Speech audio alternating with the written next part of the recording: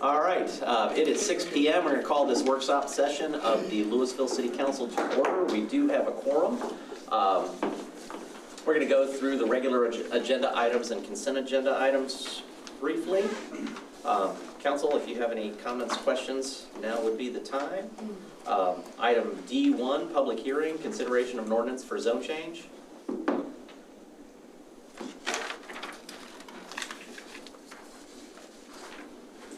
Item D2, another zone change. Mayor and Council, I did want to let you know that Richard Lukey will be doing a presentation out in Oakland, and I believe the applicant is also planning on doing one. Great, thank you. Consent agenda, minutes. Item 4. Is it typical just to get one bid on that item? Yes, it actually is. Sometimes Dallas Morning News will do a response to, but they're typically 4 to 5 times more expensive. So yeah, that's not uncommon. I wonder when our legislature's going to catch up with today's times.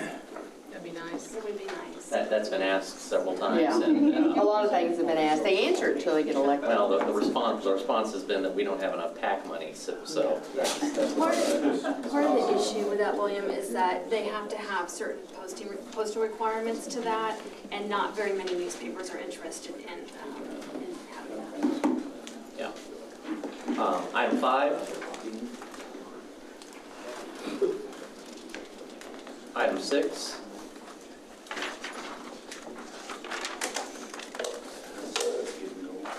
Item 7.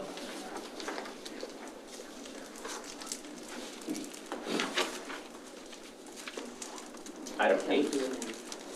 Mayor and Council, I had gotten some questions from a few of you about this item, and I wanted to make sure that Charlotte gave you a little bit of background about how this relates to whether or not we are going to look into our benefits next year, which has been the plan about doing a survey related to that, and how that affects a 3-year contract. So Charlotte, Mayor, do you mind if Charlotte gives you a little bit of background? Absolutely. So this is to just award Cigna our TPA and PBM and stop-loss services. It does not preclude us from making changes to the plan design. So if we see, once we do our survey out with the employees, that they want additional benefits or changes to the plans, that is absolutely something that we can do, even though we've already awarded this to Cigna. So that the other thing to note is that anytime you change your plan, it will probably have a budget impact, so we would time that for next year's budget to talk about it. More than likely, we would have a retreat item on that. Thank you. Item 9.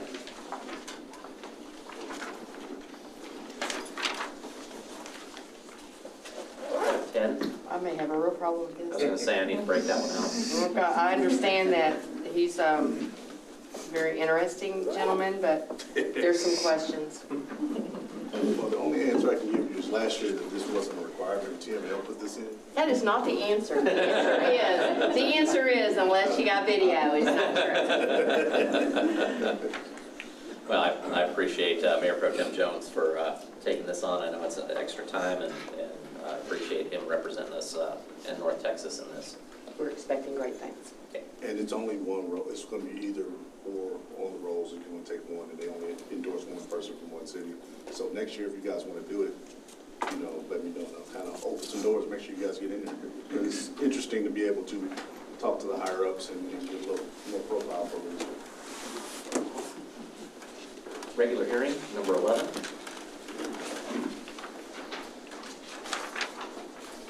So where did this come from? I guess Badminton? Badminton. Yeah, I've never heard anybody had interest in Oh, we actually have another a pickleball I've heard of, but Where's Richard? We have another facility also in Louisville, right? A badminton facility. under development. Yeah. Yeah, we're bleeding edge. That way, I mean, everybody else is doing pickleball. I mean, this is badminton. This is the next one coming. Dodgeball. There we go. Residents, if you have any complaints about Oh, now That would be there's a fun. campaign fundraiser I'm right telling there. you, we need to Dodgeball. have staff and council dodgeball tournaments. All I can see is workers' Little team Item building. 12. So you have a Be question. afraid. Some of the feedback I got, there's a question about, this is the Wind Haven that goes up to Josie, and then there's the Wind Haven that goes from Old Denton to 544, there's a question, has that been looked at as well? Has anybody asked to look up that speed limit? Well, yeah, what's on this evening is from Castle Hills Drive to Church Lane. Okay. And that segment. That's as far as we've looked, nobody's asked for the, No. okay, fair, thank you. Would the construction on 544 preclude doing a speed change until that gets to a final build? The railroad underpass. Yeah. Yeah, well, once the railroad underpass is finished, I would anticipate doing a new speed study for the entire length. But right now, everything east of Castle Hills Drive is basically a dead end. Super, thank you. Thank you. Item 13.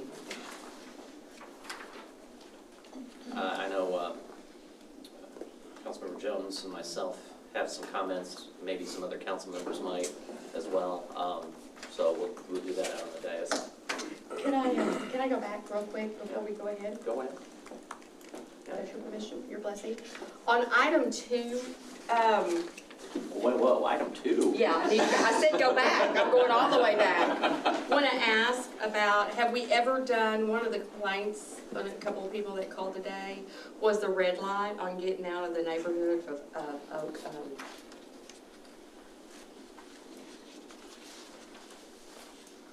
The neighborhood that's back there, that street, is that Oak Tree Estates, Oak, it comes into Edmonds? I can't remember the name of the subdivision. You know what I'm talking about though? Because they were talking about the traffic, and we don't have a red light, and we need a red light.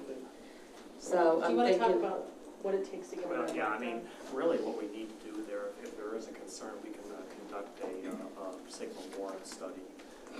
In order to put a signal at any location, it has to meet one of 9 warrants that's prescribed by the manual of traffic control devices.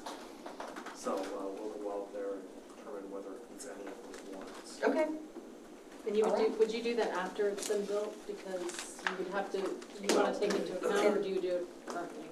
So we could do one now, although it would not reflect the traffic, the new traffic. You know, the problem is if we do one now, it might not meet warrants, but it might meet warrants after the new traffic. and we're not talking about at the facility, we're talking about that drive, Yeah. you know where the peacocks go, right there. Okay. So, you know, it can be done either before or after, but it's more likely that it's warrant after the fact. Okay. I think I learned about that because You can, I had some complaints up here in Old Town about putting in a stop sign, and it has to make warrants, so I appreciate the education. You can't just oh plug no, them in. absolutely not. You can't, there are specific numbers and traffic loads that Absolutely. have to be hit, so, Yeah. yeah, I I think that's would why I definitely said say stay. afterwards. Yeah. All right, any others you want to catch before we go back to the end? Oh, you want to go back to one?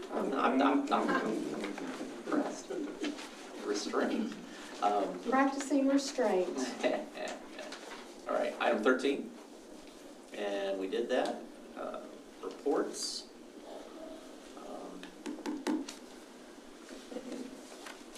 Do we have closed session tonight?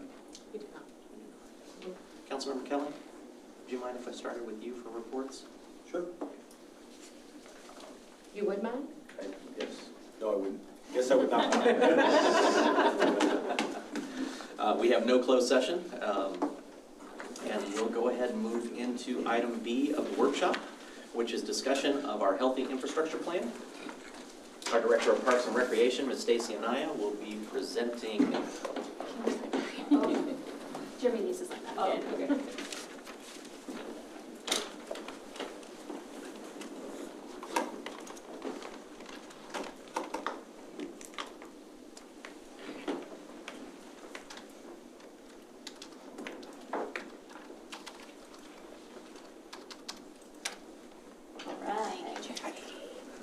The first one, that's awesome. Mayor, council members, park fans, I'm excited to come talk with you this evening. We are at like a halfway point for our healthy infrastructure plan. We've had some significant community input that has involved not only our steering committee, our parks board, team members with the city of Louisville, but also some significant input out at Colorpalooza and through a statistically valid survey that went out to the residents via phone and then online. And we've also taken some input on our website. So we're really excited about the amount of input that we're getting to help us drive and understand what the recreational needs and wants are of our community. And so we're going to talk to you a little bit tonight about what that engagement has been like and what we've heard and what that has meant for us starting to put together the goals and the objectives of the plan.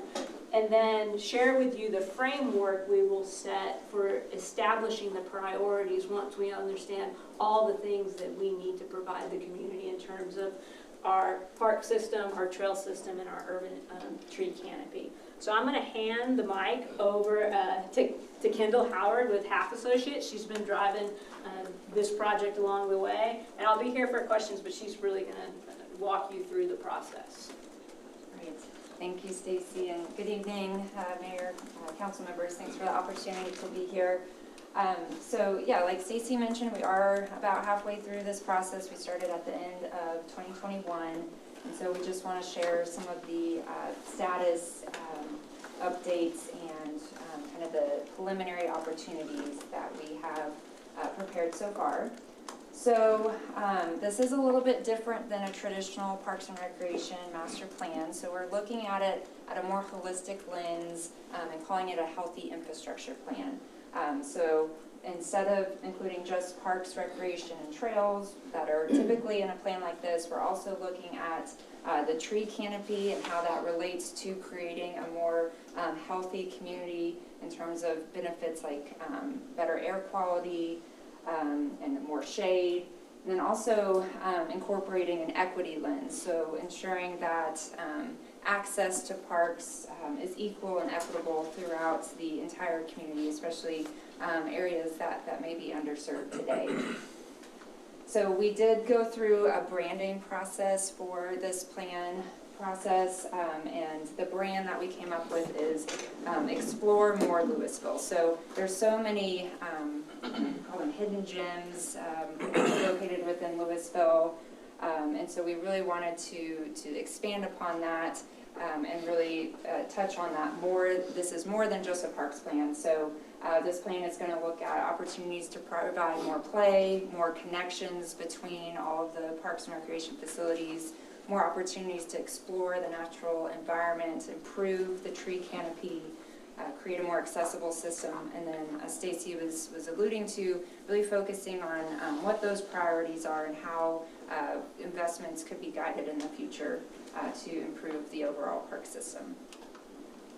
So this is about a 1.5 year long process. A lot of background analysis and community input goes into it.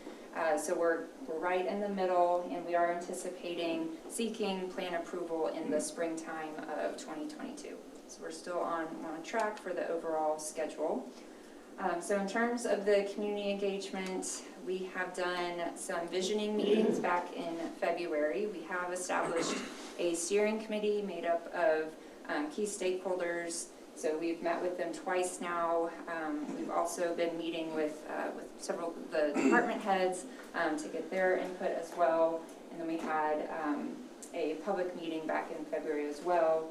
We had a booth at Colorpalooza. We'll also have one at Western Days here next month. And then some online interactive activities. We've had an interactive map so people can provide input that way. And then Stacy mentioned we had a statistically valid survey. So random households were mailed a survey to respond. In order to be statistically valid, we had to have at least 400 responses returned, and we met that threshold. So some of the key responses that we heard, over 80% said that they use parks or facility within the last year. Typically, we see that number be closer to 60 to 70%, so that's pretty high for Louisville. About a quarter have participated in programs offered by the department in the past year, and about 60% currently use Louisville trails. Again, that's a fairly high number. And then we also included some questions related to health, since this is a healthy infrastructure plan. And 7 out of 10 respondents said that they use parks and facilities to improve their physical health and to reduce stress. Some other key engagements that we heard a lot about desire for more access to trails, diversity of play, lots of input on more natural and more passive or unprogrammed space, and then just a lot of comments about preserving nature and really enhancing and building upon the community pride that exists today for the park system in Lewisville. So you'll see, hopefully you'll see a little bit later on when we present the draft goals for the plan, a lot of this input was taken into account to formulate those goals. So this next section goes over the needs assessment. So this is a lot of quantitative analysis that goes into coming up with what the recommendations for the future should be. So today, Louisville has just under 100 park sites, and including Layla, that is about 4,600 acres. So pretty extensive system. How much is Leela? It is just over 2,800. 2,800, okay. Yeah. And so that ranges from large preserves to smaller community parks and neighborhood parks as well. We also look at benchmarking communities, so just looking at some of the key statistics that Louisville has and comparing that to other communities. So we looked at some local benchmark cities, Carrollton, Richardson, and Irving. So those are communities that are of similar size and development patterns to Louisville. And then we also looked at Round Rock from a more statewide level, and then some national examples as well. These, I believe, were taken from the 10-minute walk analysis benchmark study that was done. And so we looked at communities that, again, were similar in size and development pattern. So some of the key, I won't go through all of this, but some of the key metrics here, the Park Score Index, that's something that the Trust for Public Land puts together. It's basically what percentage of residents are within a 10-minute walk to a park. So today, 67% of Louisville residents are within a 10-minute walk to a park. So that's above the national average, which I think is hovering just below 60% right now. And you can see that that's kind of in the middle of the benchmark communities. It's higher than Carrollton and Irving, looking at the more local communities. And then we also look at park LOS, or level of service, and this is basically a per capita metric. So you can see with Leela, the park level of service is quite high, about 34 acres per thousand. But if you take out that acreage, it's about 14 acres per thousand. TPL does survey communities each year, and currently the national average is about 10 acres per thousand. So Louisville is exceeding that today. But as you can imagine, as more more community growth and population growth occurs, that level of service is going to decrease in the future if there is not additional parkland acquired. So that's just one aspect of the analysis that we do. We also look at access to Louisville Park. So again, all these yellow areas are the areas that are within a 10-minute walk to a park. So pretty good coverage within the existing developed residential areas.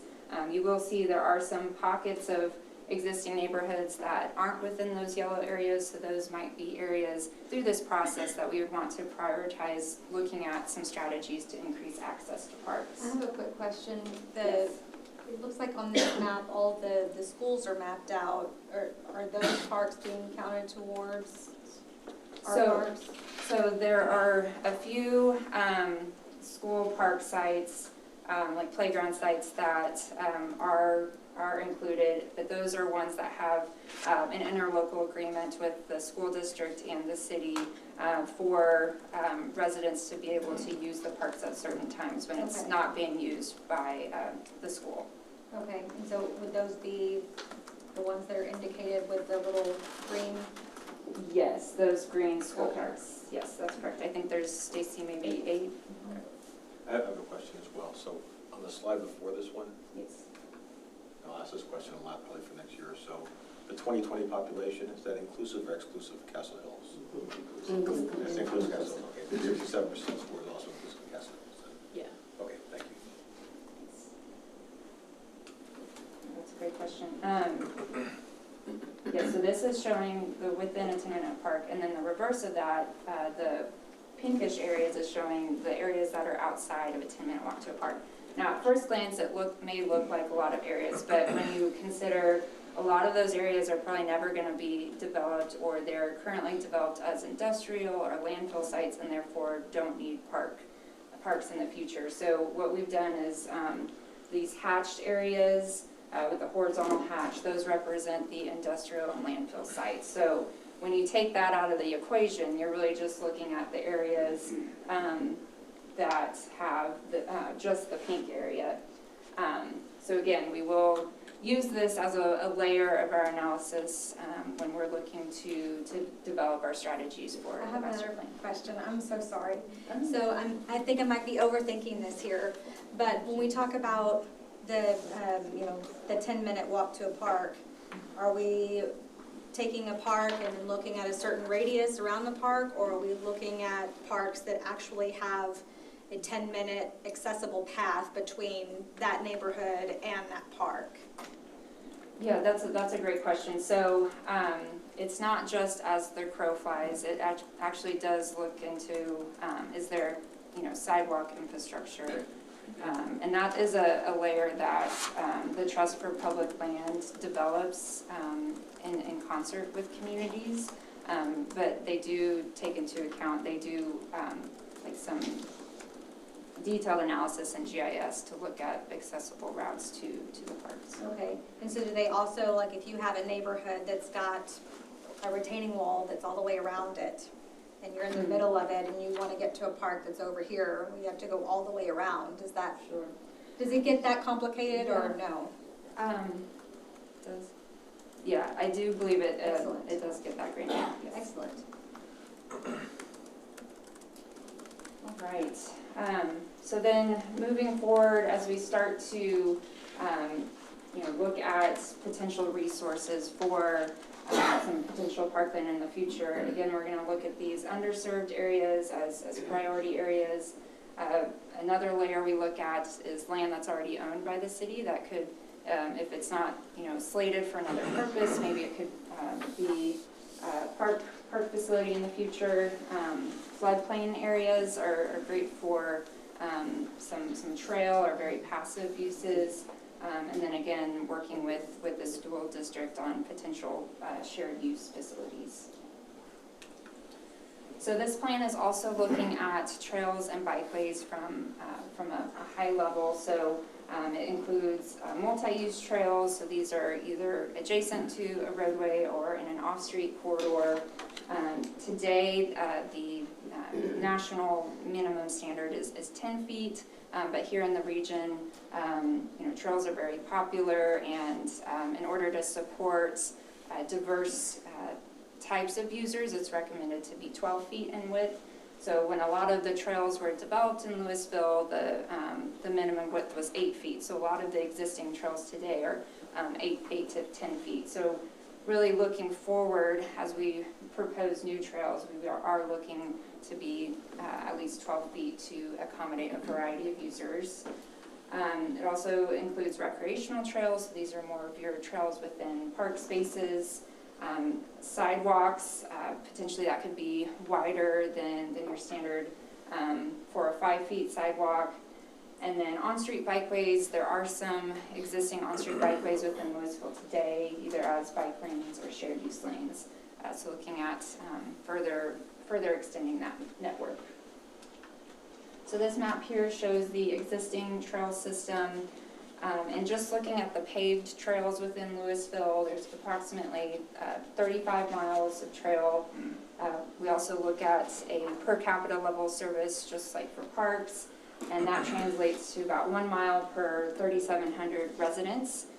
So within the Dallas-Fort Worth area, kind of the regional average that we've seen in the past several years is about 1 mile per every 1,200 residents. So in this instance, the lower the number, the better the level of service. So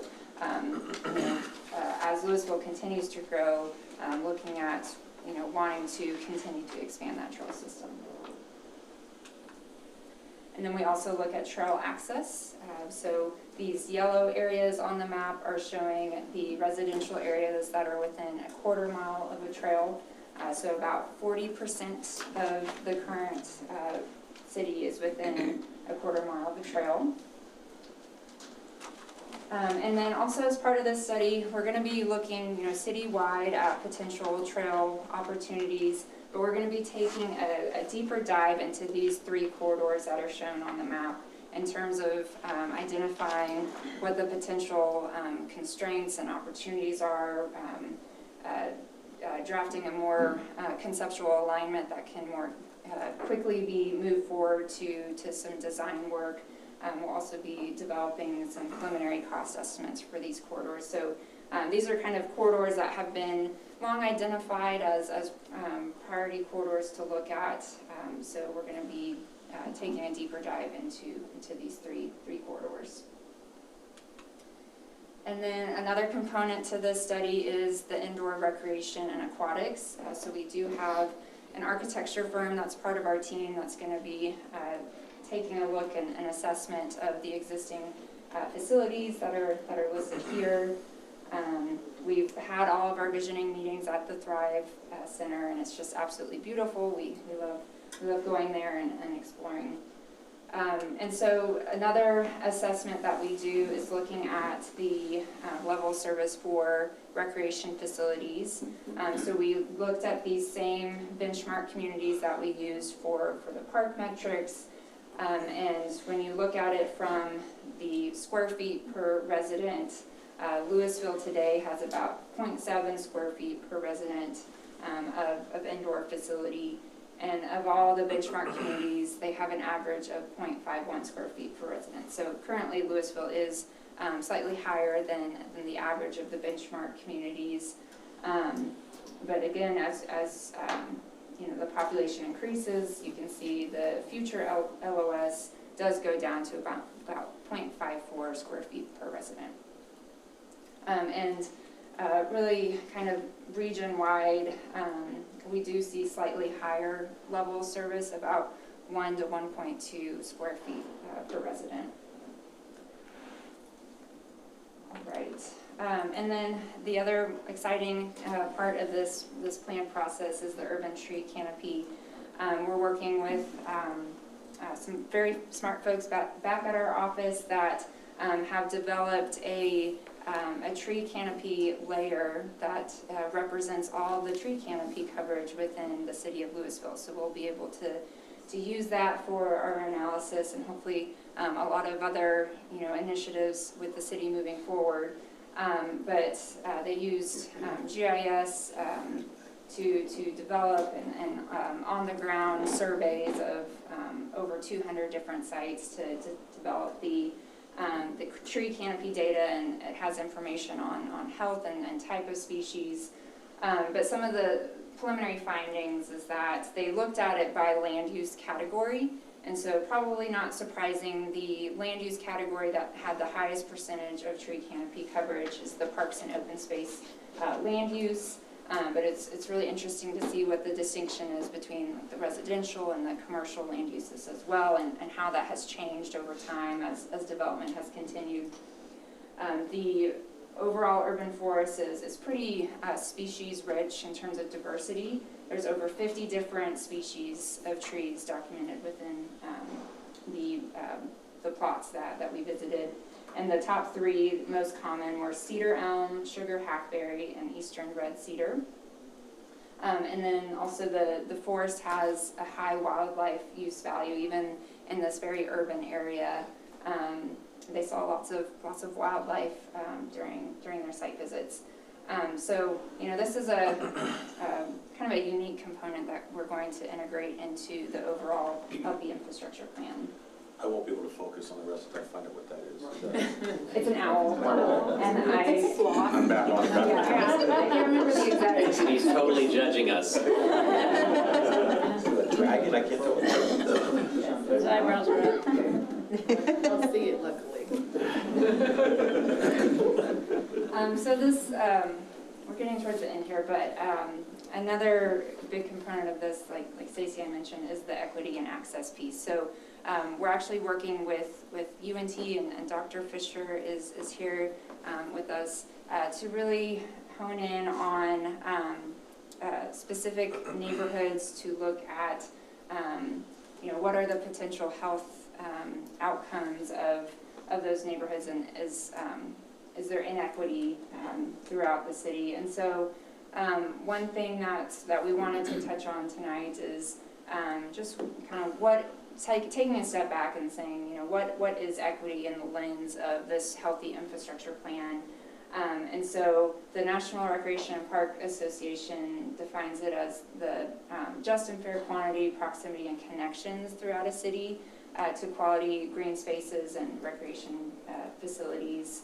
And it really occurs at all stages of policy development, so not just the physical infrastructure that exists and the connections to them, but the policies that are in place in a community as well.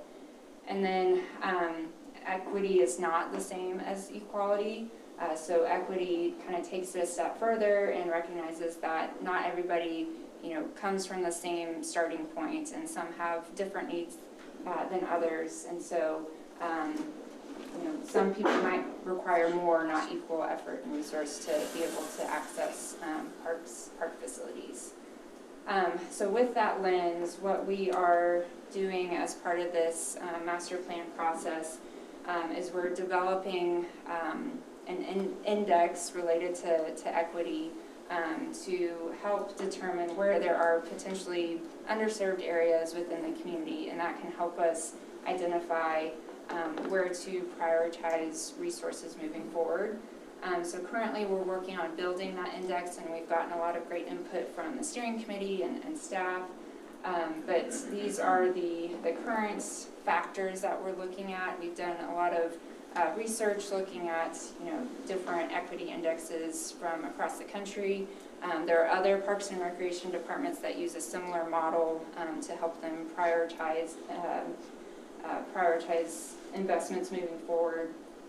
And so currently the factors that we are looking at are race and ethnicity, and then limited English proficiency. So that's one kind of bucket. The second bucket are more socioeconomic factors. And so these are zero-car households, so people that would need more accessible spaces closer to them since they don't have a car, and then families below the poverty level. Demographic factors we're looking at are related to age, so age 18 and under, your children, and then your more elderly population, age 65 and over, because they have different access needs. And then we're also including several health factors. You can see them listed there. And we are calling this from the Centers for Disease Control 500 Places project. This is an initiative that was started a few years ago. And they are continuing to update these metrics here and several others for 500 communities within the country. And so we think moving forward, this will be a good data set to have to be able to see how these trends change over time. And for the other three components, the data source is the census, the latest American Community Survey data, which is updated annually. I'm going to pause right there to add some clarification. So, when we went through deciding to focus on the Triangle Park, right, that was one of the big focuses, was we had all the data that we collected from the Urban Land Institute that said really there's a need in this community. There's no parks, and there's a lot of high poverty, a lot of people with with no cars and those types of things. This is really focused on what the team is going to do is come up with, in the final plan, a prioritization of all different projects throughout the city for you guys to true up, but they are working on this equity index. That's part of it, that's looking at all of these components. And then we'll true it up with you guys to make sure that you're comfortable with this being part of the master plan going forward.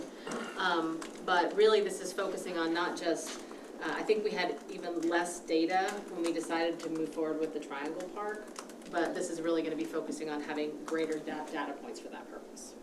I think because of our development history, just the 10-minute walk to a park as a metric is probably going to hit a lot of these boxes by default, just because of the way we've developed and the density of our population, where we already have or don't have green space.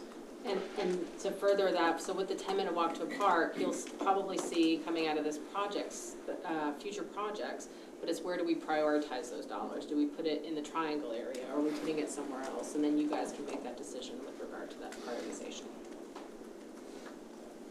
Thank you. How many parks do we have that are totally, quote, ability integrated? I'm sorry. For people with disabilities. Well, all of our parks are accessible, but if you're talking about completely inclusive, we've got about two or three. Structures. Yeah, we've got about 2 or 3 structures that I would consider completely inclusive. And what we're trying to achieve is that at every park we have some element that would help with that, to make that a inclusive and integrated play experience for everyone. And that, it's going to take us a little bit of time, but then of course we have a project out that came up right before you got on council, was to do a pretty big park at Vista Ridge out in the old Amphitheater. well, on the other side of the street where we have a sports park, is that to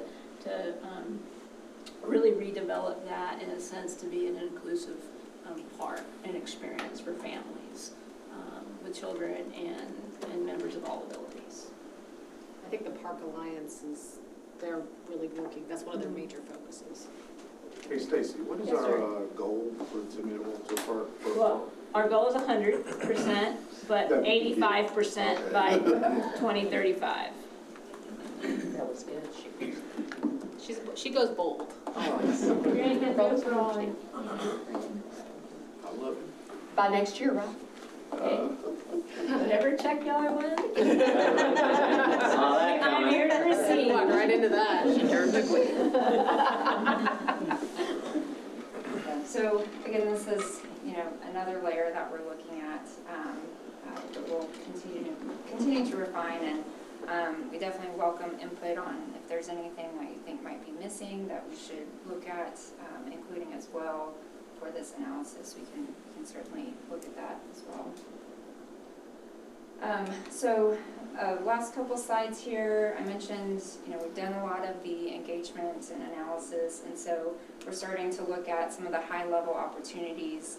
But first we look at what are some of the major barriers to accessing parks and open space today. So a lot of those are infrastructure barriers with your major roadways, the rail, as well as more natural barriers like the elm fork. So these are, just looking at strategic connections to be able to bridge some of these barriers.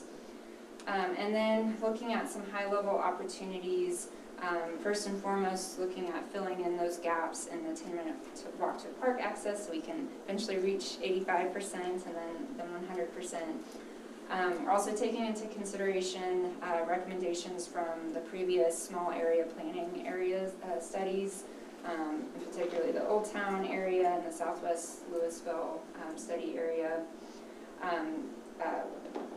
For the past couple park system plans, there has been interest in an environmental learning center for the city of Louisville that residents could go to. So looking at some potential opportunities for that. Kind of looking more longer term, there are landfills within Louisville that are slated to close eventually. There are some precedents across the nation of landfills being closed and then being converted to more passive park areas. So we're looking at some case studies for that as a more visionary long-term opportunity. And then working with your surrounding communities to connect, more regional trail connections. Also, in that same vein, working with the communities that surround the lake on regional paddling trails. There's actually a consortium right now of different communities working together to identify some potential launch points and paddling trails for potential grant opportunities. Also looking at increasing neighborhood access to trails and bikeway facilities. And then through the engagement efforts, some of the most common things we heard as it relates to enhancing existing parks, we're having flexible spaces, so that could be fields that could be utilized for multiple different sports, or indoor courts that are more flexible, as well as educational opportunities. That could be outdoor classrooms, interpretive signage, to really learn about the wildlife in the area, more themed play areas that really make a neighborhood park unique for the community, and then more opportunities to connect with nature. So those are some of the key themes that we heard. We've also drafted plan goals based on all the input that we've heard to date. So these are the 6 overarching plan goals that will really guide the healthy infrastructure plan. They're focused on connecting the community, so looking at connections to different parks and open spaces, raise awareness and ignite learning, so really just raising the bar and looking at increasing knowledge of what Louisville has to offer, ensuring the system is the standard, so really focused on maintenance and operations and efficiency of the park system, also incorporating innovative park offerings, reinforcing community building, so this is looking at the connections that can be made between partners and the community, park fans within the community. The 5th is utilize nature as a centerpiece. So this really gets back to the Vision 2025 plan that identifies that green centerpiece and connecting that. And then the final is embrace and support diverse experiences. So looking at trying to provide experiences for the diverse community of Lewisville. And so I know we're running up on time, but we would love to hear any feedback that you all have on these draft goals. They're by no means final at this point, but they really will serve as kind of the cornerstone of all the recommendations for the healthy infrastructure plan. So if you do have feedback, we would love to hear that. I have a little bit of feedback. So I'm in agreement with all the goals. Hone in on the first one because to me that one's kind of the most important. But you're going to call it infrastructure is in the name of the plan, and so I realize this is a parks plan. But when I hear healthy infrastructure plan, I think beyond that to what we talked about at retreat a few years ago with the equitable mobility. I don't know if there is a way. It seems like there is a connection here between the two, and I don't know. I don't know where that could go, and certainly not time to discuss that. But my brain the whole time has been going there because I think it goes for the purposes of this plan. I think everything that's written under the Connect the Community makes absolute sense. Fully support it. But I also think that it's important that it's related to more than just recreation, that it's also connecting people where they live and just where they need to go. If they need to go to the grocery store or the bank, that they have an option to walk, and that we're making more than just connections between parks, but we're making connections to places that people need to go to. The overall infrastructure, the mobility infrastructure. Right. So, I mean, I realize that's probably not part of what the purposes of what would be covered under this plan, but since I had an opportunity to give feedback, I just thought I'd put that out there. It is, I'm going to piggyback off of her. I wrote down here, you know, that big infrastructure bill, there's all kinds of components about the infrastructure on there, and they're all listed differently. And what part of this, do we even know? You're right. What money is gonna come to Lewisville No, the out of that? rulemaking hasn't started on that yet. They just approved the money.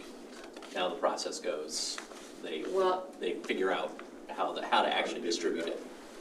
I pulled up something that already said that it's 35, whatever, gazillion dollars is gonna come to Texas.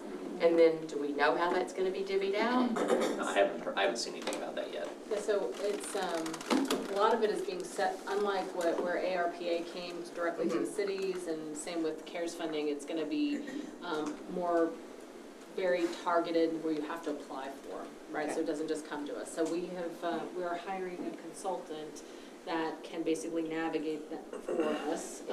Because they're all gonna have different rules for each bucket of money to be able to go after it. So, we are actively doing that right now. David Solomon's running that We have an project. active ESA with the company that's doing that. Okay, great, awesome. Other comments, council, before we move off this slide? Then I'll take my 2 seconds unless you're, is that you? I was just gonna say that connect the community is what got me involved in city politics. So I'm glad we're moving along in that direction. So I'm very, very happy to see this. So I had 3 that I wanted to tag on here. One is a longer mileage loops connections. I think that's been covered. Cyclists, people who are walking to work, or those types of tools. Sharrows are great. Being able to add biking and cycling options in any capacity, I think, is amazing. I think as batteries become better, you're going to see more powered bicycles become a serious option for people. So to me, I think that's a huge piece of this to reinforce these 2 ladies. The community building component of this, the programming, you guys have captured, I think, but I want to reinforce that that too many people don't understand how to use outdoor space anymore. And so whatever we can do as a municipality to build community, to build engagement with spaces, to teach people how to use the facilities that maybe it's just a field, I think is key. And then the third part of this that I've been hearing from the community is there's a lot of like programmed, structured sports that are not accessible because of cost. And so while we have wonderful facilities, there are folks that are like, well, why can't I just play a pickup game on a great field? Well, that's not how we have it structured.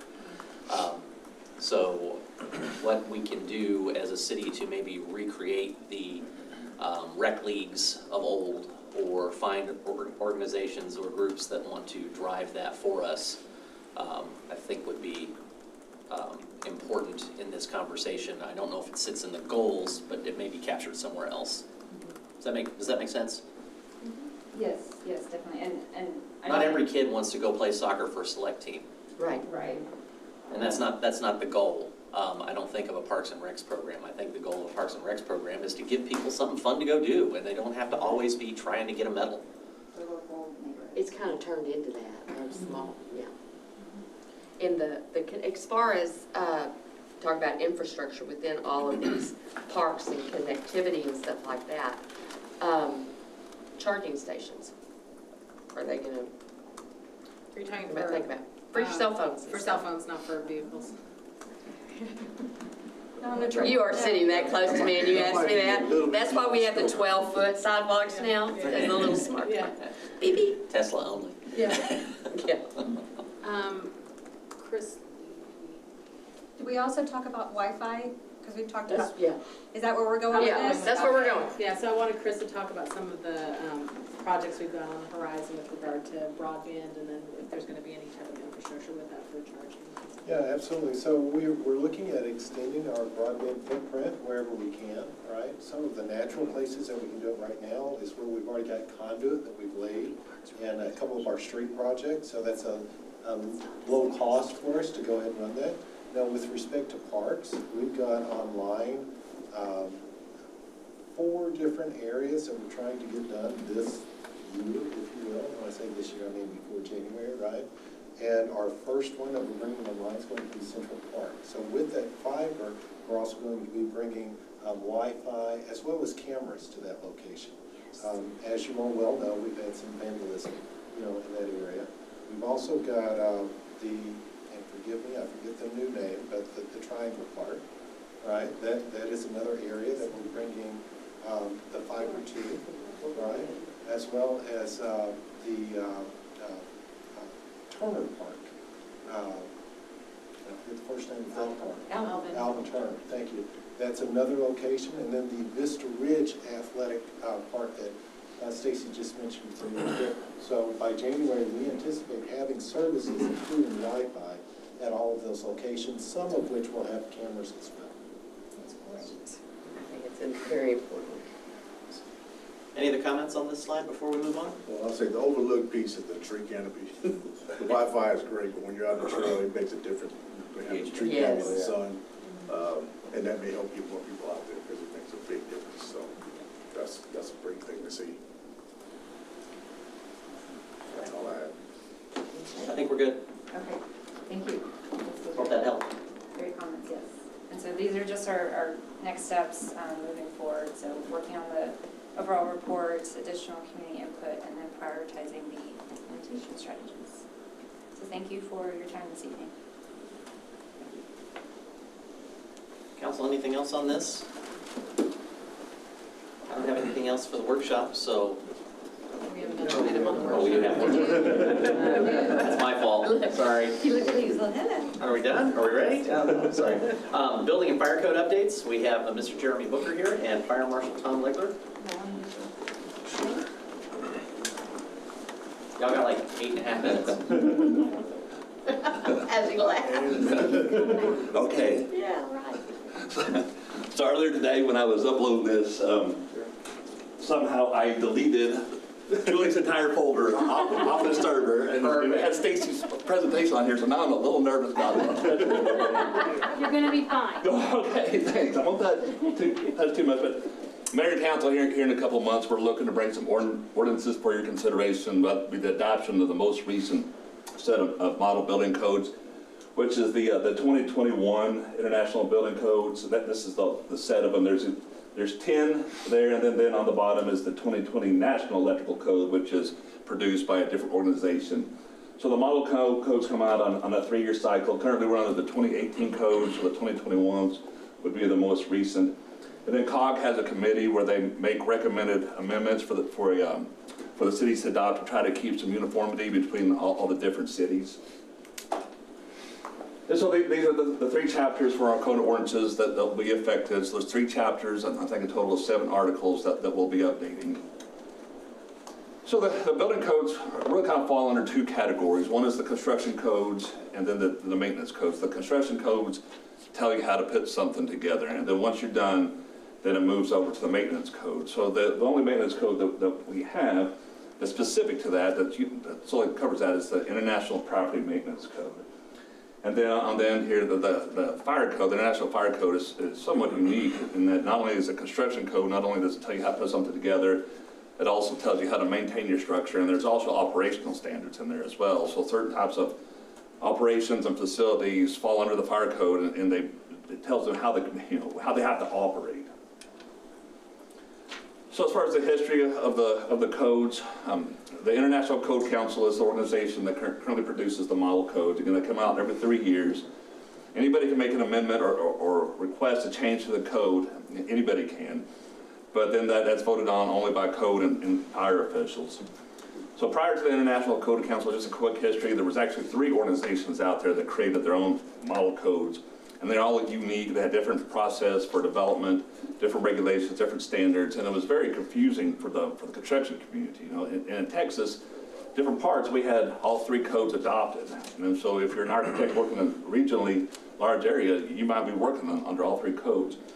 So 3 organizations, they got together in 1994 and they merged to create the ICC. And then they, once the ICC was created and they established their first code edition in 2000, they disbanded. So there's now just one model code for the entire United States. So why do we have codes? You know, the simple answer is to provide for the public health, or provide for the health, safety, and welfare of the occupants of the building, and also to provide for against fire and to protect against fire and other environmental hazards. But it also has standards in there to allow firefighters and other emergency responders to safely enter the building when there's an emergency. So there's some regulations and some changes in the Texas Local Government Code that affect us when it comes to adopting the building codes.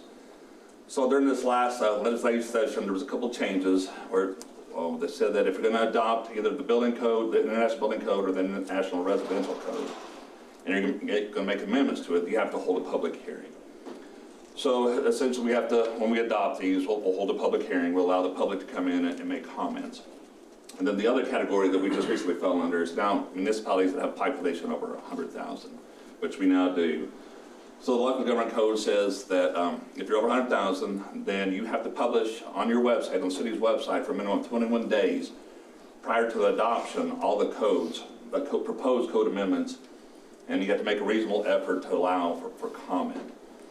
And then the last item is that once we actually adopt those, then we cannot implement it in enforcement for 30 days after. So I just want to touch on this one real quick. It's Texas House Bill 2439. It came into effect during the 2019 legislative session. It was a little controversial, but essentially what it says is that a city cannot make any amendments to restrict the use of any material that is allowed by right in the building code. So previously we had some, and there's zoning districts that said you have to use 80% masonry, 8% brick. That really took a lot of that off the shelf. But I do want to stress that the only materials that are in the building code are what's allowed by right. So if you see on the second bullet point here, there's only, in the International Residential Code, there's only 10 types of facade material that are recognized in the building code. And the designers and developers knew that you can't include every single item out there, so they can cover the more generic and more common building materials. But anything outside of that, we do have some discretionary control over the type of material that's being used. And just an example, when this came into effect, we had a local regulation that prohibited the use of aluminum wiring in most cases. There's a few exceptions, but for the most part, we did not allow aluminum wiring. And when this House bill went into effect, we had to remove that. And now we're obligated to allow aluminum wiring in any case allowed by electrical code. So just talk about some of the, what we feel are the significant changes. Talk about the residential codes first. And within the 11 code books, there's literally thousands of changes. You know, but most of them are what I consider to be editorial, trying to make things easier to read, or they're minor changes. And so it is challenging for us to go through and do a full review, but we don't feel like there's anything of significance that will cause a financial impact to the cost of construction. But so I just want to touch on a few things here. In the residential code and in the building code also now allows by right the use of repurposed shipping containers for use as a dwelling. And it is now recognized as an approved method. Cooking appliances designed for commercial occupancies are prohibited in dwelling units. There was an exception to allow this in certain cases in the 2018, but that's been taken out. Electrical service disconnects must be in a readily accessible outdoor location. Now we already have this as a local amendment. I just want to include this in here because it's now required by code. Surge protectors are required to be a part of the main electrical panel or immediately adjacent to it. And there's also, the code now recognizes 3D printed homes, so there are standards in there to follow if you're going to have a 3D printed home. Just remember, we're going to have to pause there. Okay. Better thing to pause on. Got to open up a public meeting. Do you want to pick this up at the end? Yes. Okay. Thank you, sir.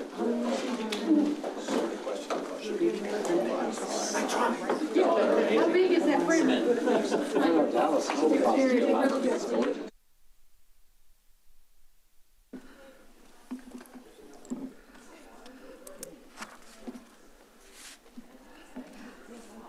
William, I've got you for invocation.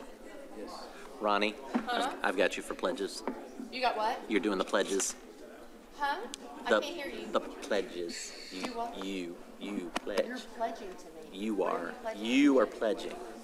Your loyalty? Your Yeah, I unfailing need a truth? hammer. I need a hammer. Somebody stole the hammer.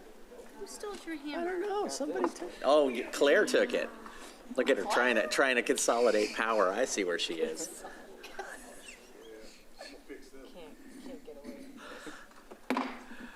I hereby call this meeting of the Louisville City Council regular session to order. It is 7 p.m. on August 15th, and we do have a quorum. First up, Deputy Mayor Pro Tem Meredith with the invocation.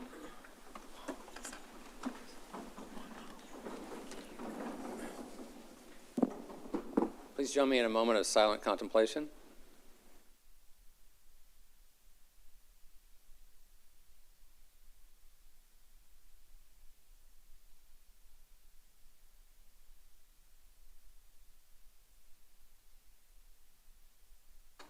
Thank you.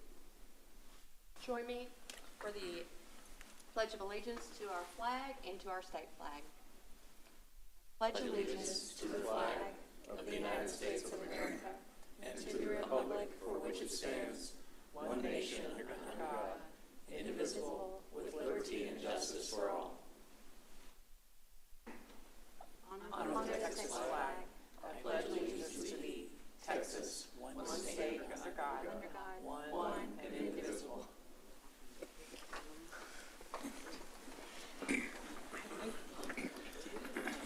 All right, if I could have Brittany Waymack with MHMR and Sergeant Dickens, if you all would join me here.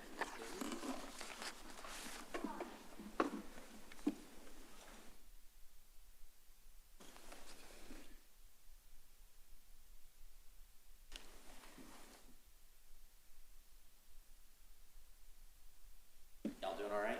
Yes. Let me change some technology here. I think we got this. There it is.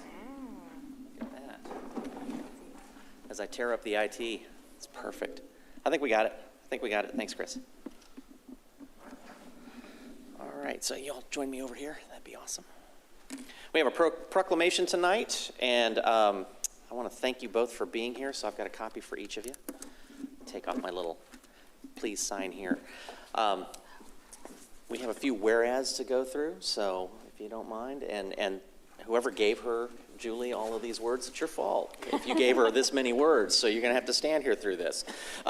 Anyhow, whereas addressing the prevention of suicide needs of children, youth, and adults today is fundamental to the future of the city of Louisville and the citizens of the city of Louisville, and we value their overall health and life and that of their families and fellow citizens, and are proud to support observances such as Suicide Prevention Awareness Month.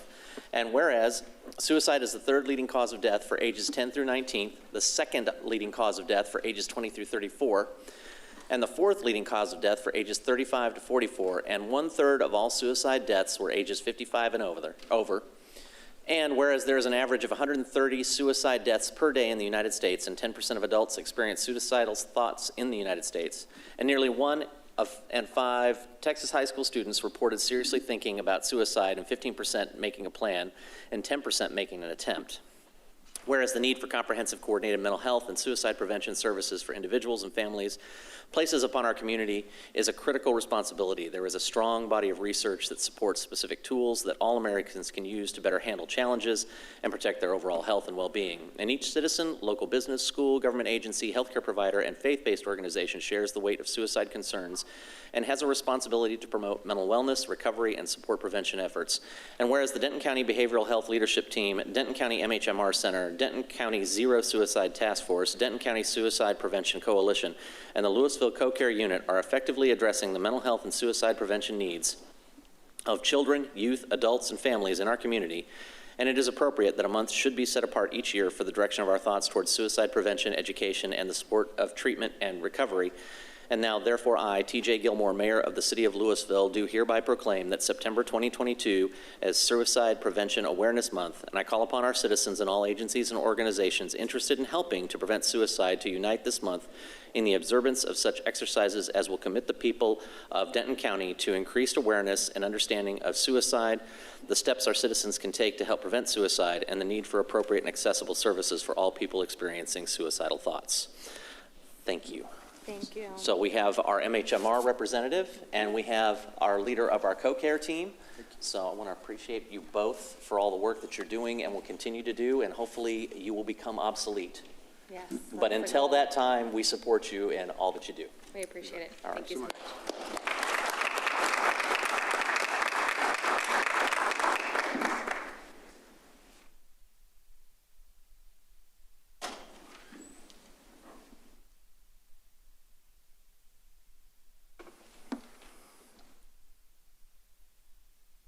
Item D, public hearing. Consideration of an ordinance granting a zone change from Planned Development General Business District to Planned Development General Business District with an amended onset plan and with 7 associated alternative standards to the Interstate Highway 35E Corridor Overlay District related to building layout and orientation, landscaping, parking and elevations on an approximately 7.193 acre tract of land being Lot 1R, Block A, Blake C. Bowen Addition, located at 1951 North Summit Avenue, as requested by Ashton Miller of McAdams on behalf of Murdad Moyadi of Louisville 7 LLC, the property owner. Case number 22-07-1-PZ. The planned development zoning for the proposed Gas Monkey Bar and Grill was approved by the City Council on December 21st, 2021. The site contains the former Zone Action Park, which consisted of an arcade building, go-kart track, putt-putt course. Don't think I would have ever thought that as mayor I would be saying putt-putt course in the middle of an ordinance, but here I am. Batting cages and parking. The approved planned development concept plan kept the current putt-putt and go-kart facility and included a renovation of the arcade building into a restaurant, the addition of a classic car display garage, the addition of an outdoor stage for regular music events, and the addition of an outdoor entertainment ride such as an elevated swing or Ferris wheel. The proposed concept plan amendment keeps all elements of the original concept plan except for the relocation and changes to outdoor stage, deletion of the proposed classic car display garage, and the addition of a smaller classic car display structure. The following alternative standards were previously approved and are requested again in relation to the new plan development concept plan. A, to allow the new buildings to be placed as shown on the concept plan. B, to allow parking lot between the buildings and Summit Avenue. C, to allow the maximum 1,600-foot block length to be exceeded by using the existing street network. D, to allow the required parking lot trees to be planted elsewhere on site. E, to park the stage area at 1 parking space per 4 people at an assumed occupancy of 668 based on 1 person per 15 square feet.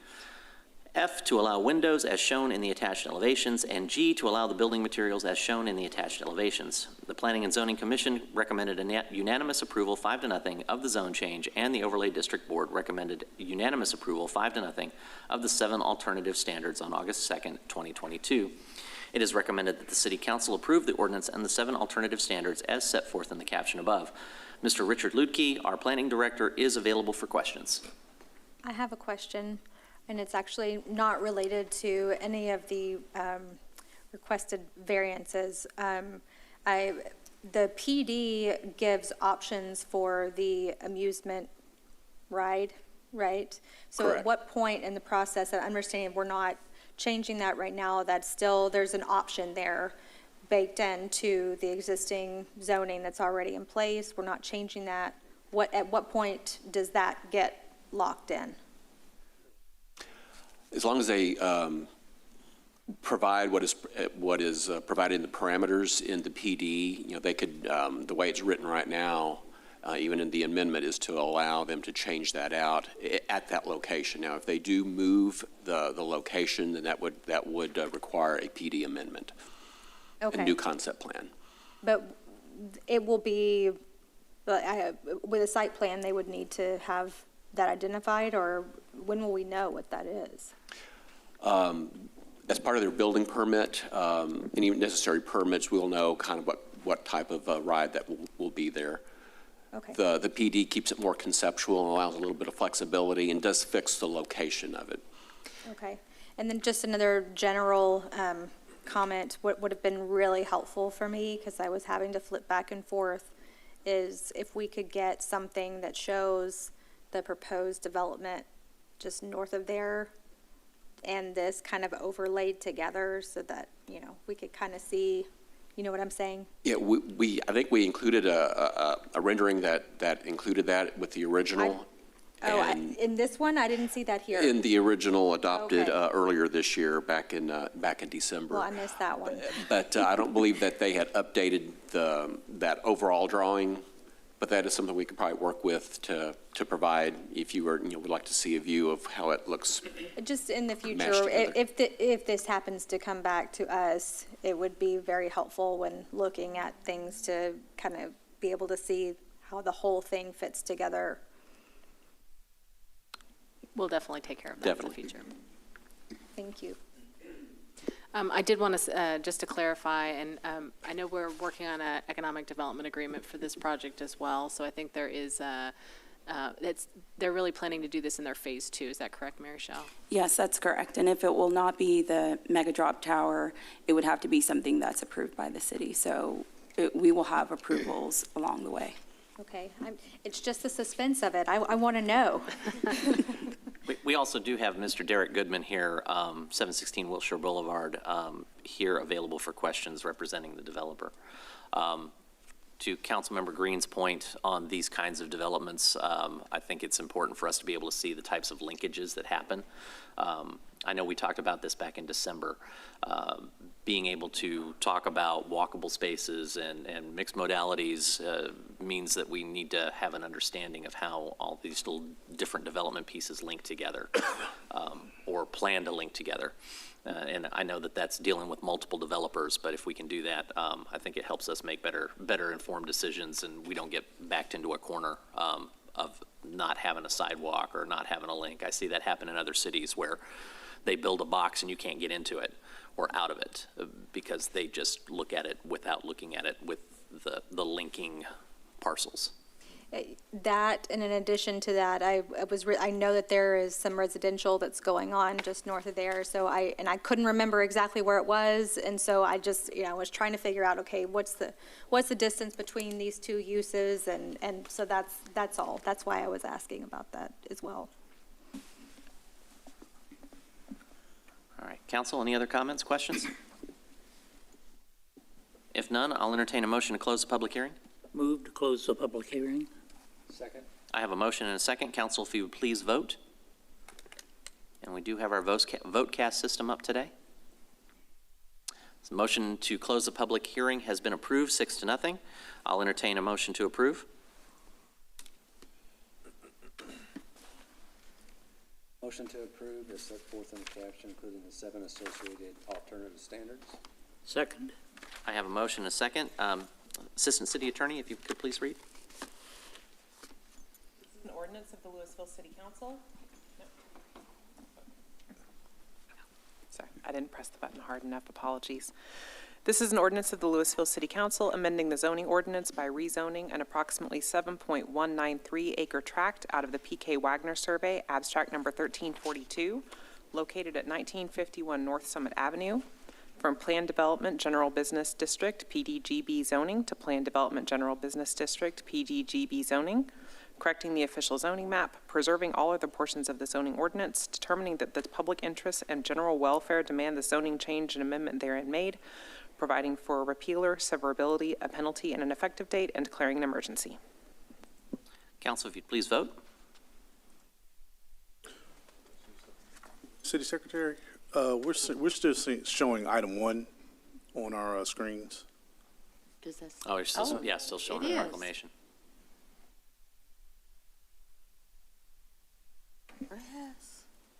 I think you're referring to somehow one of the last items came up in your motion. Is that what you're seeing for the suicide awareness? Yes. Yeah, I'm not sure how that happened. There seems to be a little bit of a glitch there, but that's not what you're approving. Okay. So. Thank you.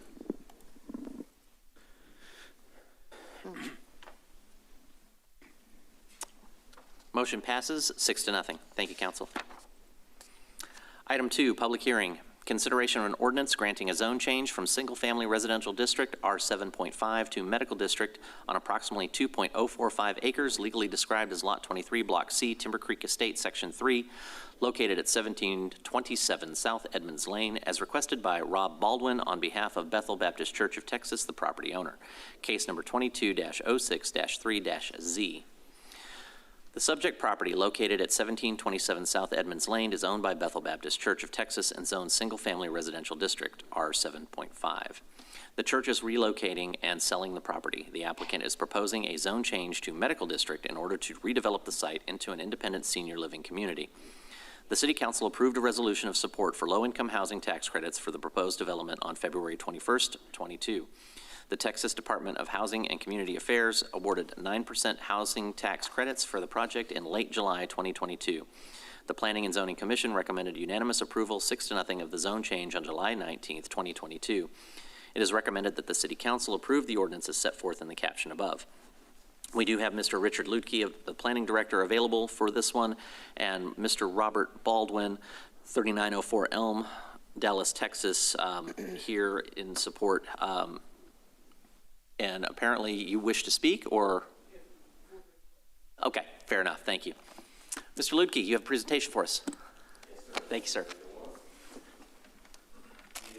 Church on the property was constructed in 1985, and most of the surrounding homes were constructed in 1986, 1987 time frame after the church was built there.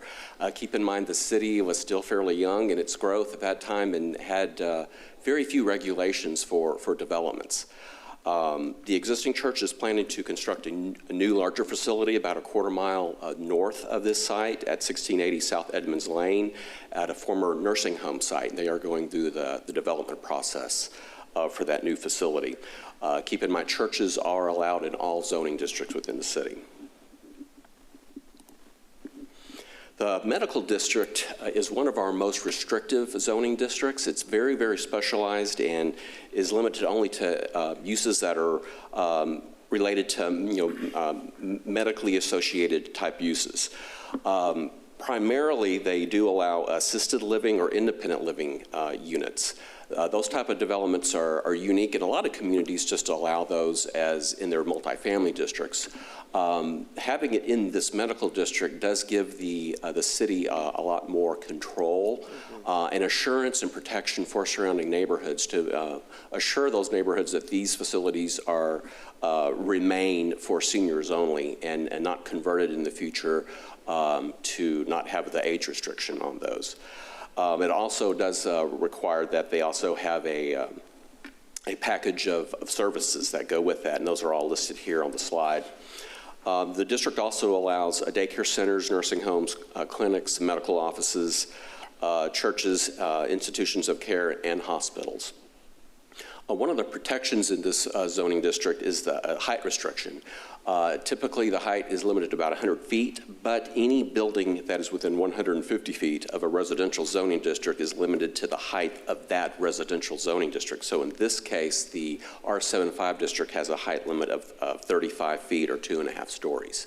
So any development on this site would fall into that restriction. The proposed development on the site is a senior independent living facility restricted to residents that are 55 and older. It'd be a rather small independent living facility. About 48 units would be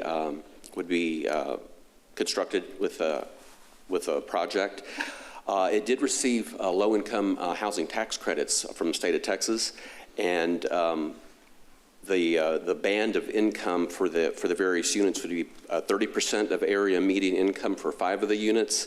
20 of the units would be designated for those at 50% area median income, and then 23 units would be for 60% of area median income. This slide does show the conceptual layout, so you can see the primary building would be closer to Edmonds Lane, and the parking would be wrapped around the northern and eastern sides, providing an extra buffer from the existing residential to the north and to the east.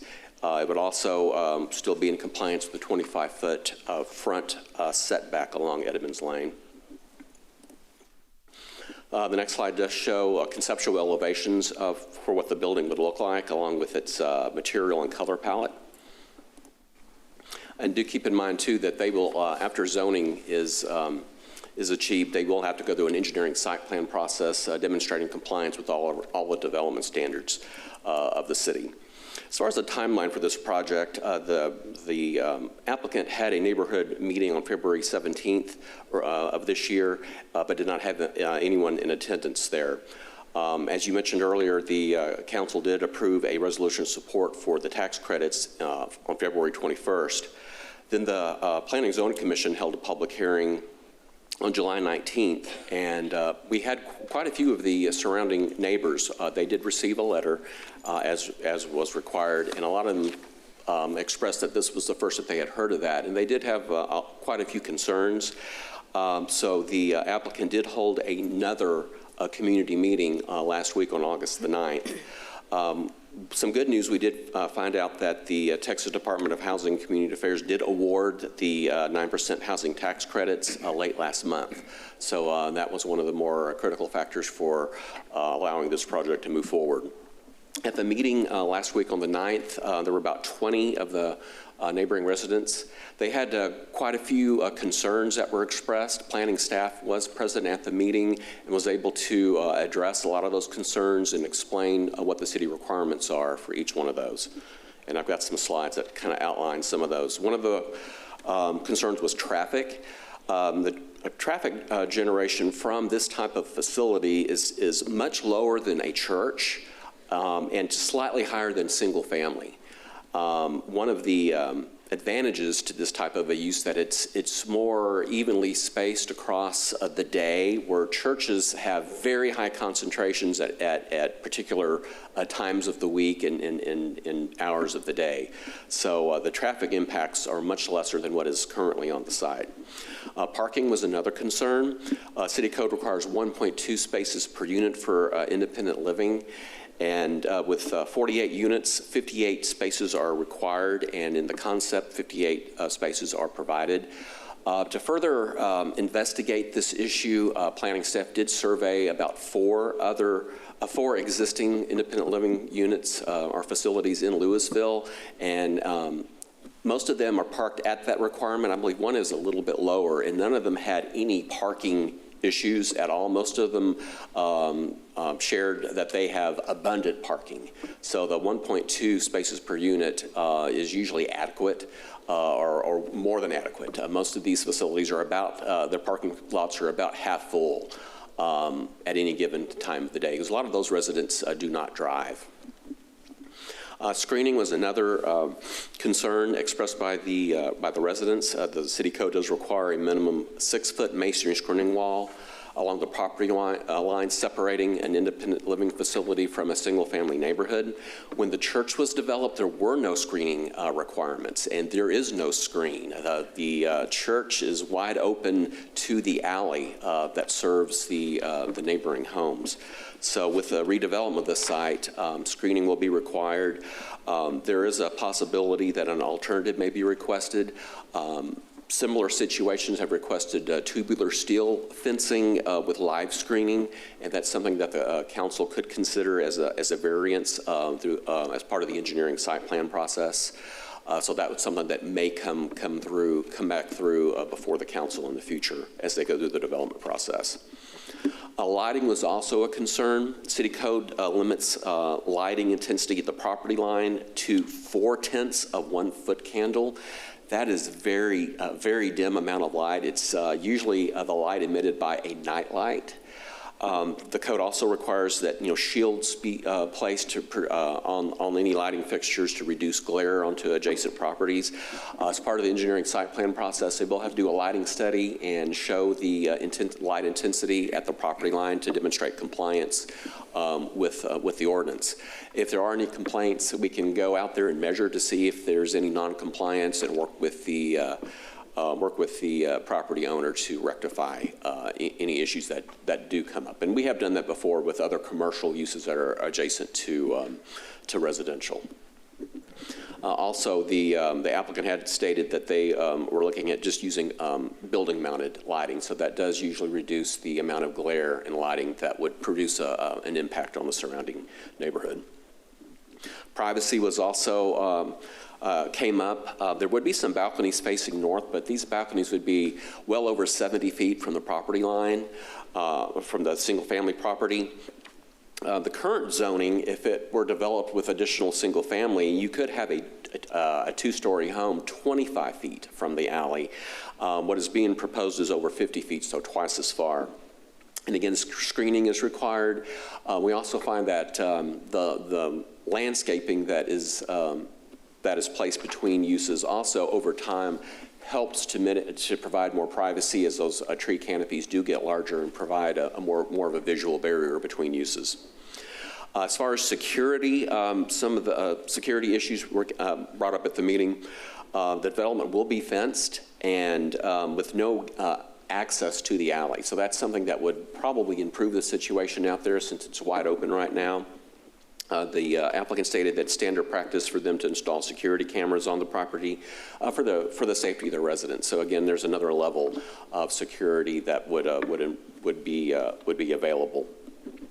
Also, as far as it being gated, usually the front portion is not gated. There's usually an area for visitors can park and can access the front entrance to the facility, but most of the residents will have to go through a gate, and their cars are parked in a secure area. Very common for these type of facilities. I think most of our existing facilities here in Louisville are set up that way. As far as the relationship of this proposal to our long-range plan, staff took a very good look at this and found that the original Lewisville 2025 and the update identified the need for a diversity of housing choices in Lewisville, including options for affordable and senior housing. The update further confirmed that there's a great need for options to age in place with the increase in residents aged 55 and older.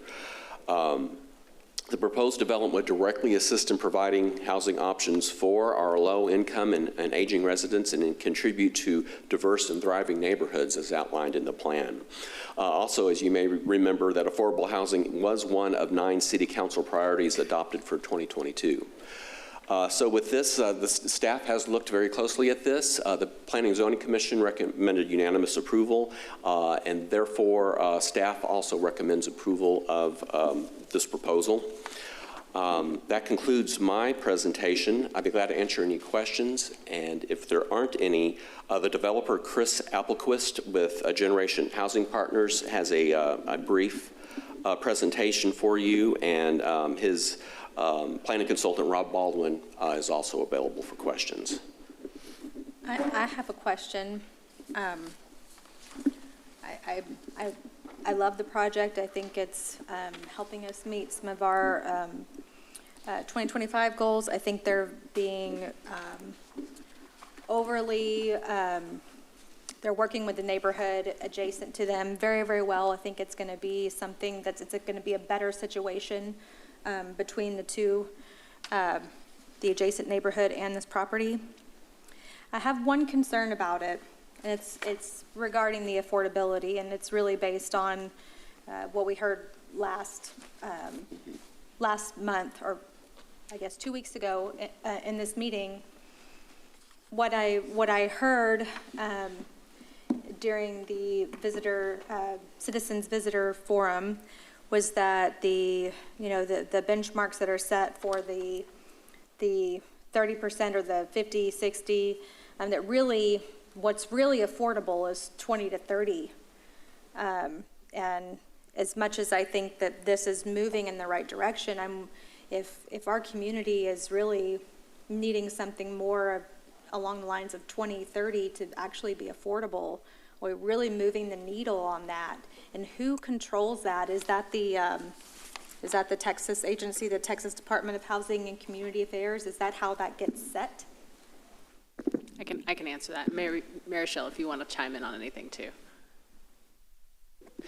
So first, most of these projects, all the projects have to make financial sense for the developer, right? So the mixture of those income levels are really directly related to what financially makes sense with that 9% tax credit. So that's the max that you can get. The 4% is lower. 9% is the most competitive.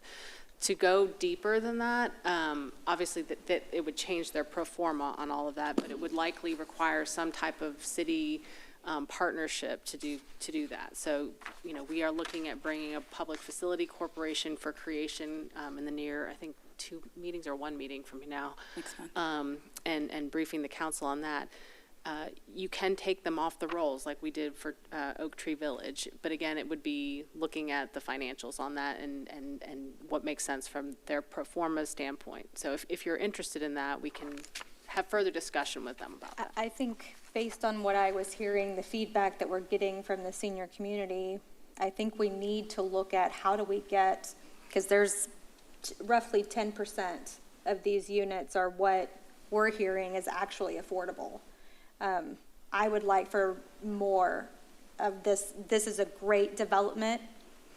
It can really help address this need, but we got to get it there. And I feel like this is still out of reach for a lot of our senior population. So we can start conversations with them and see if that's something they're interested in. But as far as, that doesn't impact the zone change request, correct? It does not. Right. This is just a yes or no. Do we change the zoning from R75 to medical district or not? Perfect. And the zoning will need to be in place for them to move forward. Right. Mayor, I have a question. Yes, sir. So regarding the zoning change, one of the concerns that I've been in healthcare for a while now, and one of the concerns that I've seen across Texas is the freestanding ERs that pop up all over the place.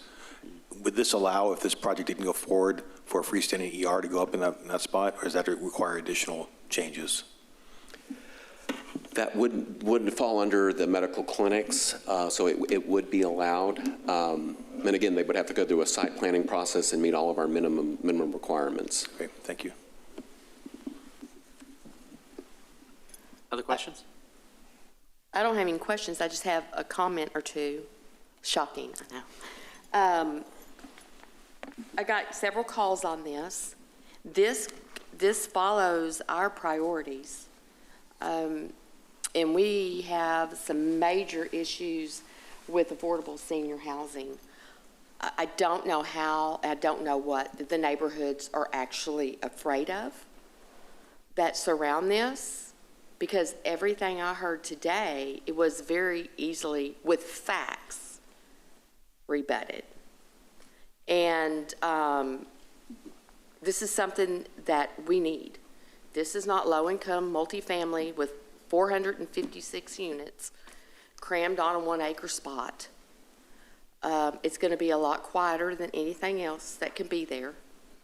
And it's just something that's needed for the reaction and this. I'm just going to call it like it is. For the sky is falling person to run around and get the fear-mongering and the natives out with their torches on something like this, I do not understand. And go ahead. Were you going to stop me before I really dug myself a hole here? I guess I can. So let's get our priorities straight when it comes to what our community is. And a community takes care of its own. And if we in Louisville cannot take care of our senior citizen population, then we are a very sad, sad community. And whoever is lighting all the torches out there to try to get everybody worked up about this evil project needs to turn around and look at their parents. We need more places like this so that we don't have this chamber full of displaced, homeless seniors, because we're scared to death there's going to be too many doors on a lot. And this does have restrictions. It's going to have a deed restriction. This is not something out there, people, that's going to be turned into low-income housing with, 500 families living there.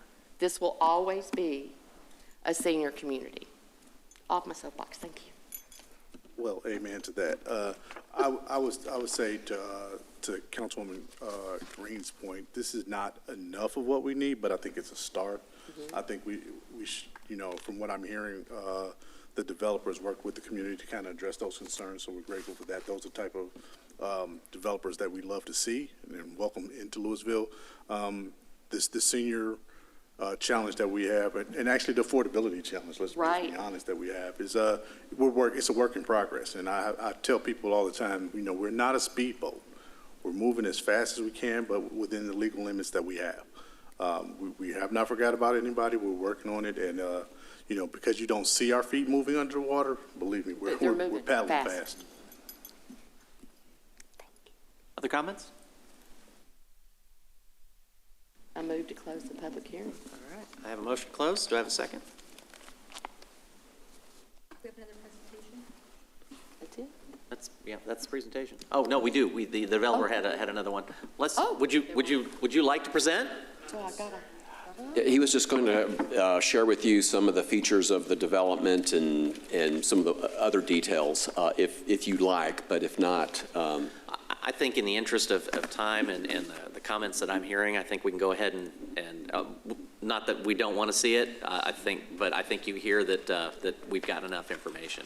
And you do have a copy of his presentation, hard copy, that you can look at if you do have any other questions. Super. Thank you, Mr. Levy.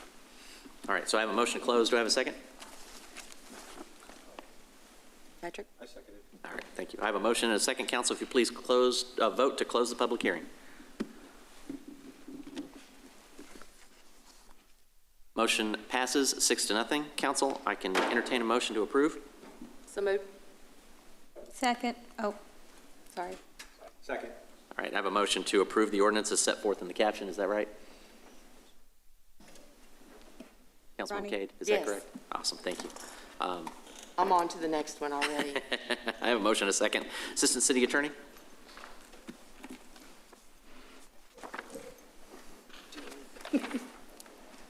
This is an ordinance of the Louisville City Council amending the zoning ordinance by rezoning approximately 2.045 acres legally described as Lot 23, Block C, Timber Creek Estates, Section 3, located at 1727 South Edmonds Lane, from single-family residential R7.5 district zoning to medical MD district zoning, correcting the official zoning map, preserving all other portions of the zoning ordinance, determining that the public interest and general welfare demand the zoning change and amendment therein made, providing for a repealer, severability, a penalty, and an effective date, and declaring an emergency. Council, if you please vote.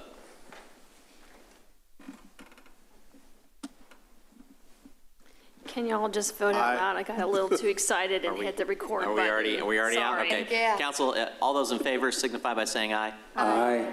Those opposed? Motion passes. I want to thank the developer. We can say and put all these plans and all this wonderful stuff out there, but at the end of the day, it takes folks like you who are willing to go out and you know, work with the state, do the legwork, and quite frankly, in today's market, it's probably a lot easier to not do this. So I want to thank you, and this council appreciates what you're doing. And please let other folks in the development community know that we are open to creative solutions for dealing with housing costs within North Texas. So I appreciate you. I'd like to interject a little something else, that several of us did do our due diligence on looking at your backgrounds and stuff like that, and for everyone out there in Louisville, that they have a sparkling record across the nation, as at least in the top 5, if not in the top 2. You don't get a 9% from the state of Texas if you don't have all your ducks in a row. So appreciate it. Thank you, gentlemen. Thank you. Item E, Visitor Citizens Forum. Speakers must address their comments to the mayor rather than to individual council members or staff. Speakers should speak clearly and state their name and address prior to beginning their remarks. Speakers will be allowed 5 minutes for testimony. Speakers making personal, impertinent, profane, or slanderous remarks may be removed from the meeting.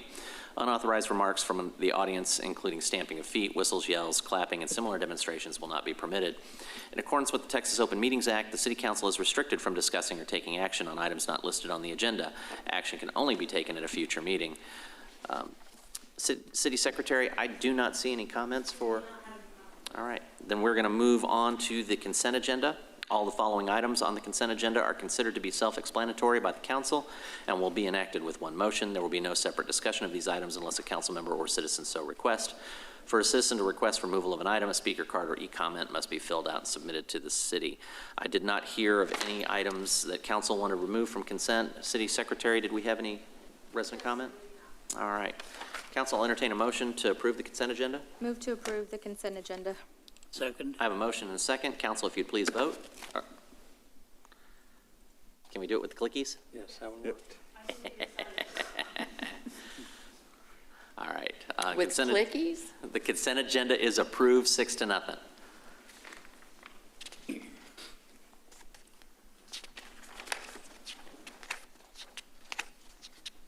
Item G, regular hearing. Consideration of a variance to the Louisville City Code, Section 6-123, multifamily and non-residential landscaping requirements for a proposed badminton facility located on the southeast corner of Highland Drive and Rockbrook Drive, as requested by QCOM Triangle Engineering on behalf of Premier Highland Holding Company, LLC, the property owner. Triangle Engineering has submitted an engineering site plan for an indoor badminton facility at the subject site. The applicant is requesting that a 10-foot landscape buffer be allowed along Highland Drive and Rockbrook Drive in lieu of required 30-foot landscape buffer. To compensate for the reduced buffer width, the applicant proposes a mixture of brick and stucco for the building exterior along with an increased level of landscaping throughout the site. It's recommended that the City Council approve the variances set forth in the caption above, and we do have Mr. Richard Lutke, our Planning Director, available for questions. How many courts? I am not sure. We were mostly focused on what the outside looks like. I can do some research and get back with you. That's okay. I was just curious. You up for a round of badminton? Sure. Is that what you're- okay. Just making sure. Been years, at least 40. Council, I'll entertain a motion. Well, I had a quick comment before I'll make a motion. I just wanted to comment on how I love reading the back material on this because we have a code, we're in a unique market, and the fact that we have city staff and committees and council that is willing to say, okay, what we're asking you to do is not work. Let's work together. Let's make it work. Let's figure out how to, really get the highest and best use for this property. And I love that there was, this is our code. This is another option, and then there's a compromise, and that's what we're going for. And I think I work with cities. This is not what you see everywhere. So I just wanted to say how happy I am to see that. And with that, I would like to move to approve the variance as set forth in the caption. Second. I have a motion and a second. Council, if you please vote. Motion passes 6-0. Thank you, Council. Item 12, consideration of an ordinance amending the Louisville City Code, Section 15-35, maximum speed limits on specific streets, establishing speed limits on Windhaven Parkway from Castle Hills Drive to Josie Lane of 40 miles per hour, providing for a repealer, severability, and a penalty, providing an effective date, and declaring an emergency. The engineering department has received several complaints from residents and drivers in the Castle Hills area indicating the posted speed limit on Windhaven Parkway through the subject limits is too slow for the conditions. The subject roadway is signed at 30 miles per hour, which is much lower than what the city would typically establish for a 4-lane divided road.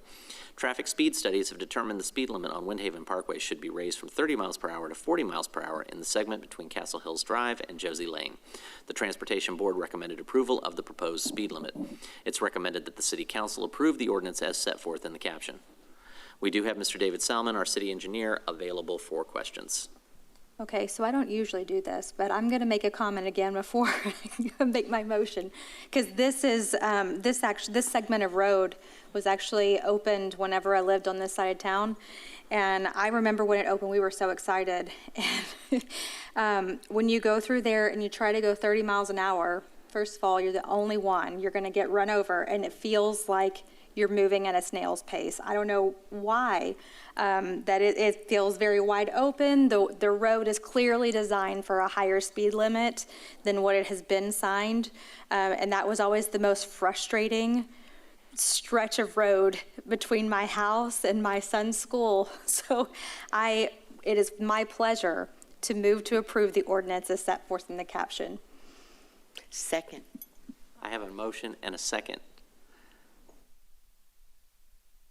Council, if you would please vote. Oh, no, I need a city attorney on this one. Assistant City Attorney, can you read the caption on this one, please? Yes. Thank you. This is an ordinance of the Louisville City Council amending the Louisville City Code, Chapter 15, Section 15-35, by amending the speed limit on Windhaven Parkway from Josie Lane to Castle Hills Drive, providing for a repealer, severability, and a penalty, providing an effective date, and declaring an emergency. Council, if you would please vote. Motion passes 6-0. Councilmember Kelly, this does not mean go 50 down there. It is. It's a wide open piece of road. That's Josie. It's 50, yeah. All right. Item 13, consideration of a resolution of the City of Louisville casting a vote of disapproval of the Denton Central Appraisal District 2023 budget as approved by the DCAD Board of Directors, providing for the incorporation of premises and providing an effective date, and of a letter expressing a lack of confidence in the DCAD leadership.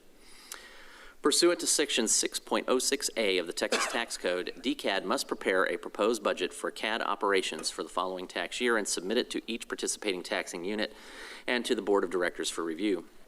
Taxing units can then either let the budget stand as approved or adopt a resolution disapproving the budget.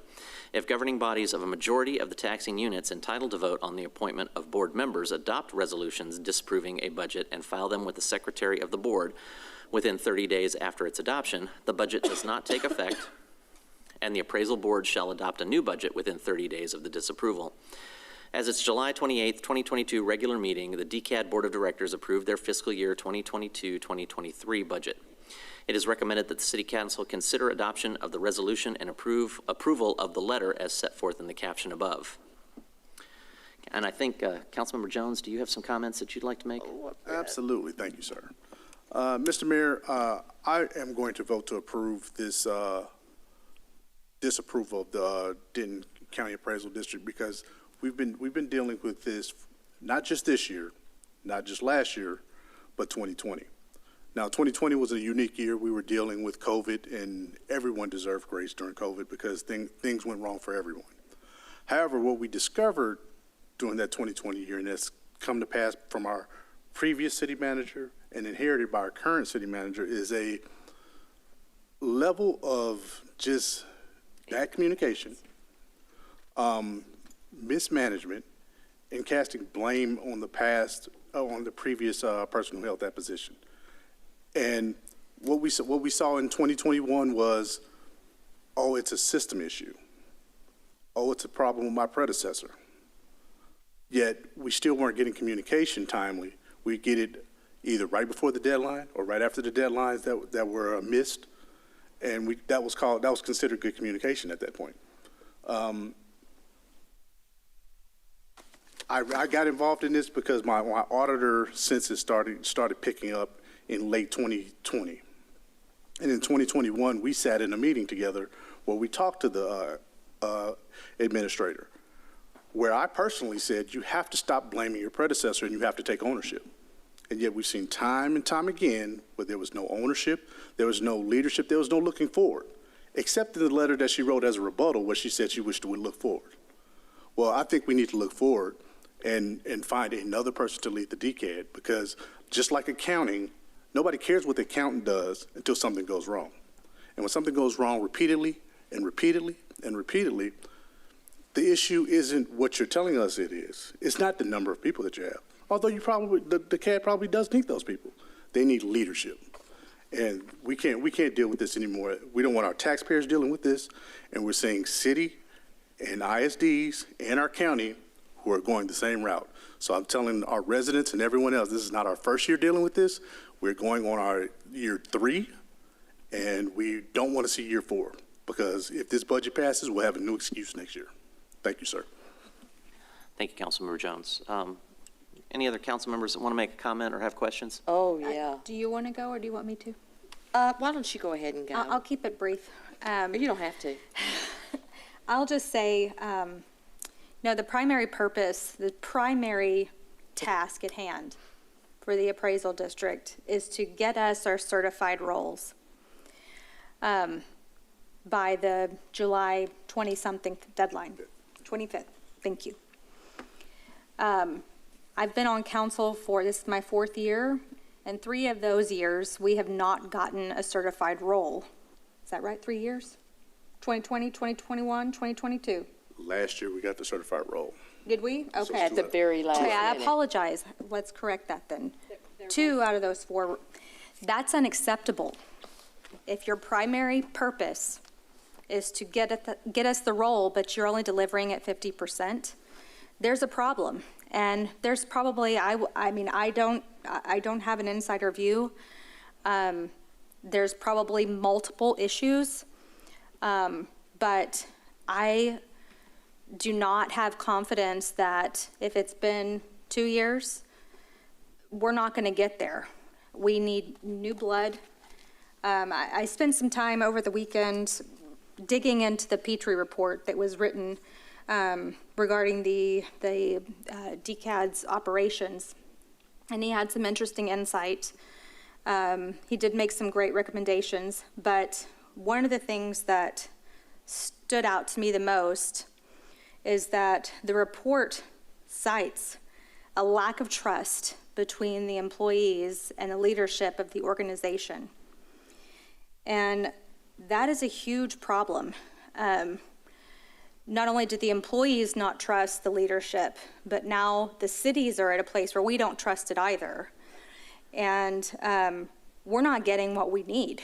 And we have to make critical decisions on how we're going to spend those tax dollars, and we don't know how much we're going to have. That's a huge problem. So, you know, I also saw there were some comments in there about the turnover rate.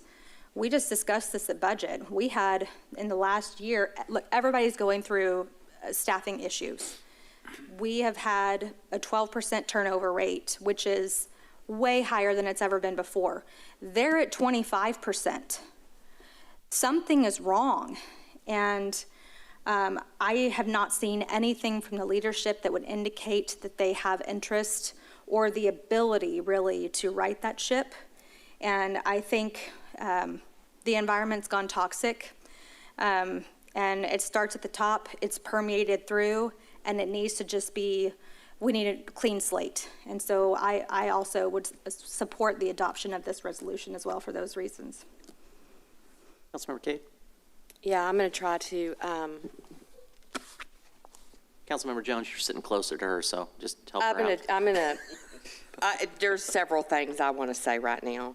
And first of all, when you're talking about something is wrong, something is wrong, something has been wrong, something continues to be wrong, and you're talking about leadership in here, the problem that we're having with DCAD is there is no leadership.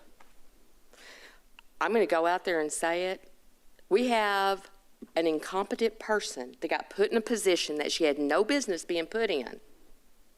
And any time that there is any constructive criticism or a third-party report, and he has no dog in the hunt, but to do his analysis to the best of his ability because he does know the system, and that is put on hold, and all we get are reams of paperwork blaming it on everything else and everybody else, except there has been a problem.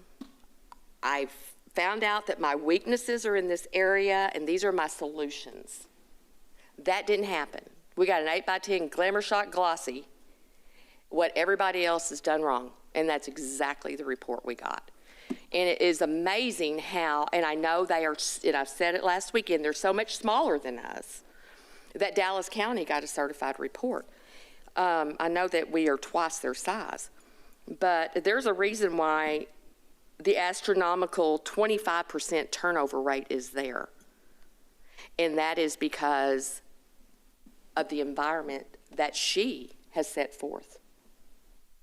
And I think that, I'm sorry, but we have some new people on the board, and I hope that as we're able to get more board members on the appraisal district board, that we will eventually have a whole crew of new people that can actually see it for what it is. Because our citizens deserve someone in that seat that knows what the heck they're doing and is willing to stand up and do what's right, even if that is falling on the sword,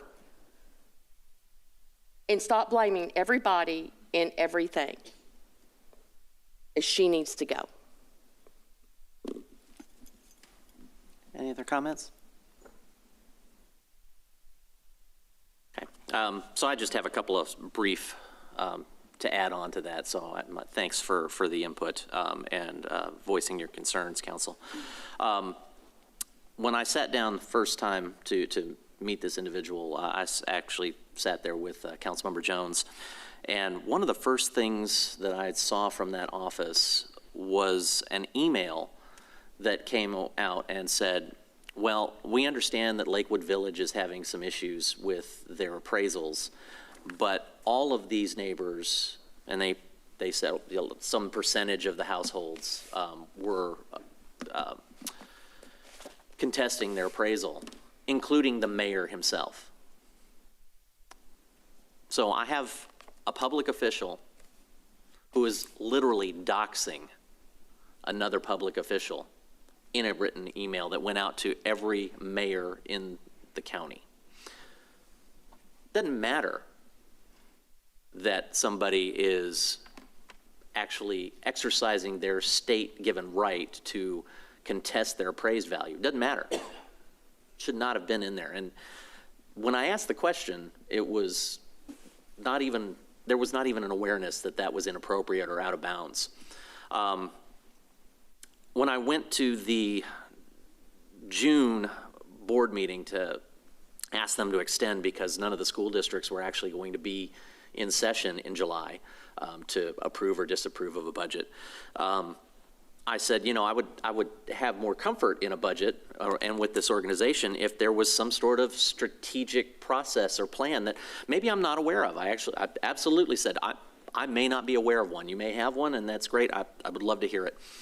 And to paraphrase the chief executive's response, she didn't respond directly to me because of Texas Open Meetings, but she mentioned to her board, you know, that she has a strategic plan and she needed to write that down, to paraphrase. I then received an email from her office asking if I'd like to help build that strategic plan within the next 4 weeks. And then a strategic plan was written out, 5 pages, by the chief executive. I'm not aware of anybody else being involved in the conversation, and presented to the board of directors. I'm sorry, but any board of directors that accepted that as an approvable strategic plan for an multi-million-dollar organization, they need to own it. So here we are with a 5-page document written by the chief executive, does not address any of the issues, the 16 points that were brought up by Mr. Petrie. And there is yet to be any type of outreach.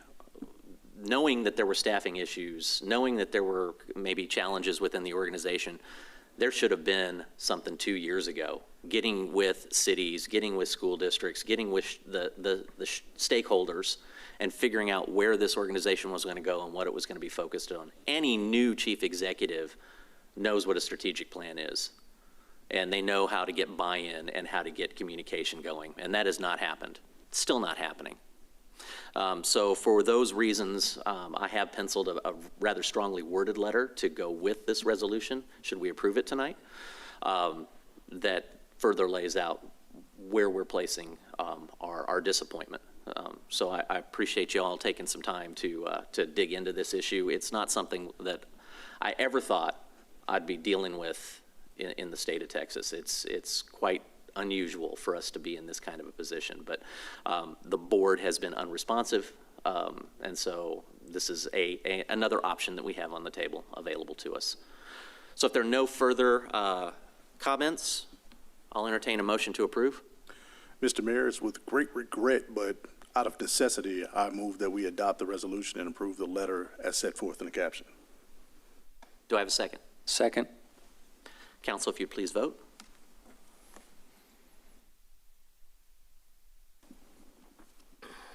Motion passes 6-0. Council, I think the city secretary has a copy of this letter for us to sign this evening so that we can send that to the DCAD within the next 30 days. Or at least I think it has to be to them before like the 26th. So, all right, thank you. Item H, reports. Reports about items of community interest regarding which no action will be taken. Councilmember Kelly. So just a couple right here real quick. So story time at the Dragon Park. It's Friday, August 19th, 9 to 9:30 a.m. I think this is the last one of the year. Does anybody know? But it's the last one I saw on the calendar.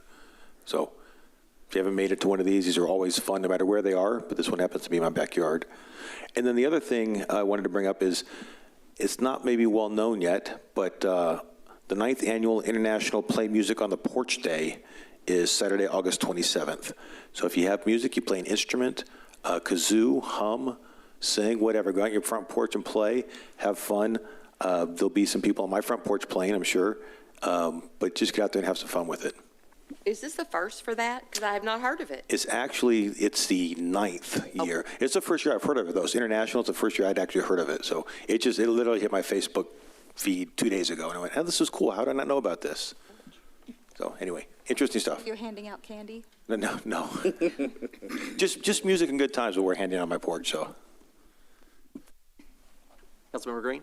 I think I've reached my word limit for the evening, so nothing to report. Councilmember Jones? So yes, on a brighter note, I just want to thank our staff for the retreat that we had, the budget retreat. I know there are many, many hours that you guys spend on working on that, and Gina especially. She simplifies it for us so we can understand it. And I just want to thank you guys for the hard work you do. You know, a lot of people have questions, and I've seen a lot of stuff swirling around Facebook. Why do we do this? Why are we not doing what another city south of us is doing? I would strongly encourage you to get off of Facebook and go to the website of cityoflouisville.com and look at the budget retreat and meeting, and then you can come and ask us any questions that you like, because there's a reason that we do what we do. You may not get it all, but that's fine. I'll spend any time anyone wants to try to explain it to you. And if I don't have the answer, I will call Gina, and she'll make you understand. So I just want to again thank you guys for all the work that you do. You know, and we really do appreciate you. I second that and third it and fourth it. We've got one of the best staffs that we could have. And thank y'all for putting up with all my 5 million questions that I have about a subject or two. Go ahead.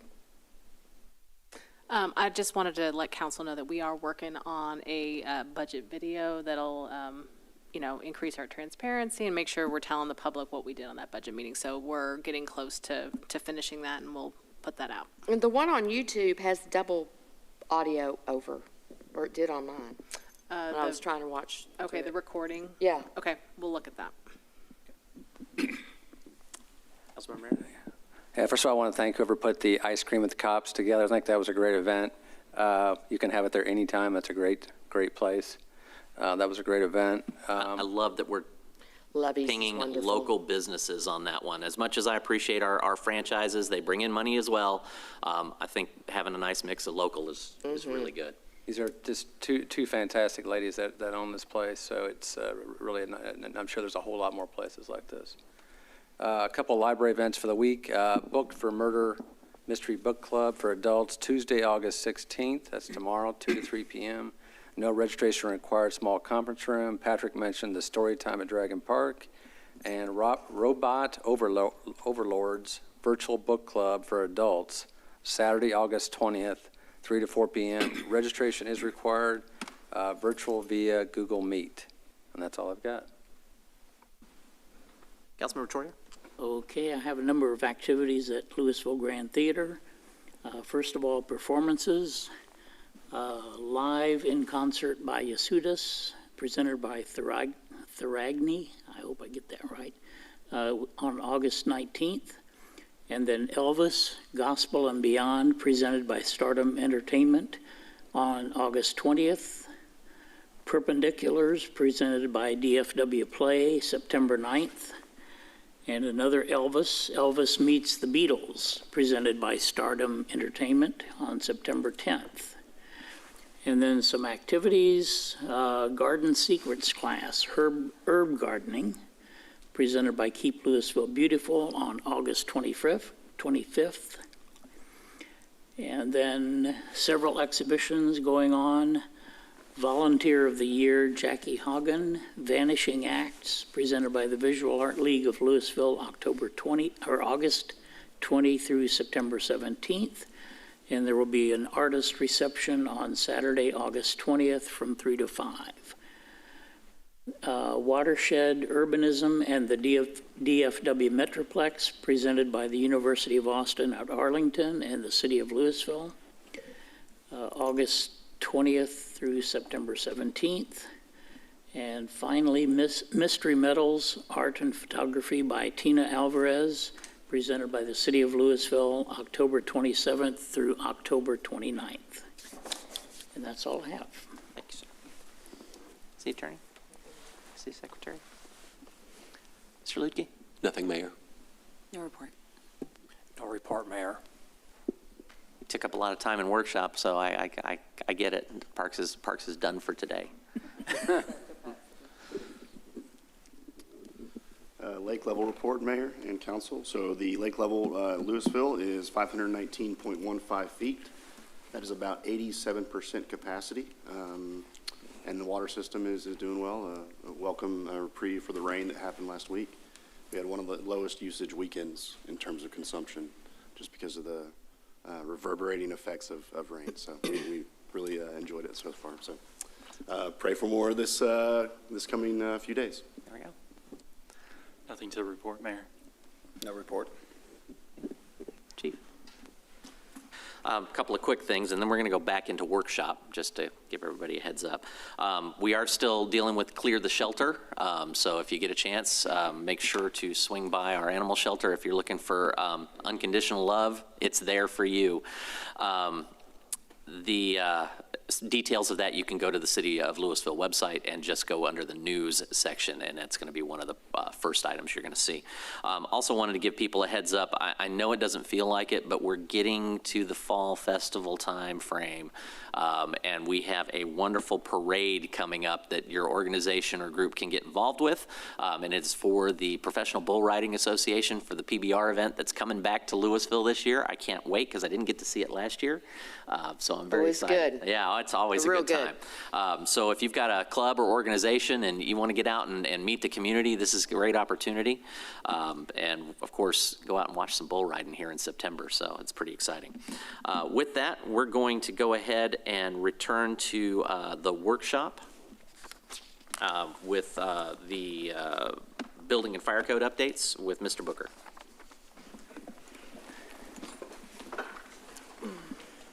You have to come back out here. Adjourn.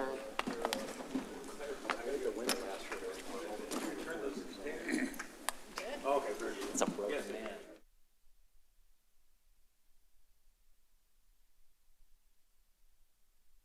All right, Mr. Booker, Mr. Legler. Thank you, Mayor. So just kind of a quick recap where we left off. We had just previously talked about some of the changes directly to the code. And on this slide is some of our recommended local amendments to the residential codes. So the first one is to add structural blocking in the bathroom wall for a future grab bar installation. So this concept came from the Certified Aging in Place specialist. And so we're recommending that. It's only required in one bathroom on the ground floor. The second one is per code, straight code, is that when you have an appliance in an attic, you can access it through a scuttle hole. We're changing that to require either a pull-down ladder or a fixed ladder. The straight code has a provision that between the living space of a house and the garage, that door has to be self-closing. The reality of it is that those spring-loaded hinges just don't work very well. They become more of a nuisance than anything, so we're taking that out. A local code that gas lines have to be buried 18 inches instead of 12 allowed by code.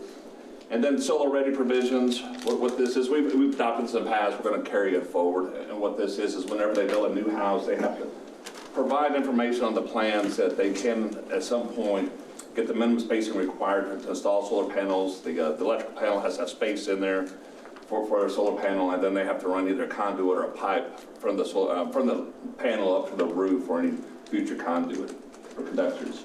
I did want to point out that when we made that local adoption, the solar ready, we were like one of the first in Texas to do that. And now COG is recommending it too for the city, so yeah, we led the way on that one.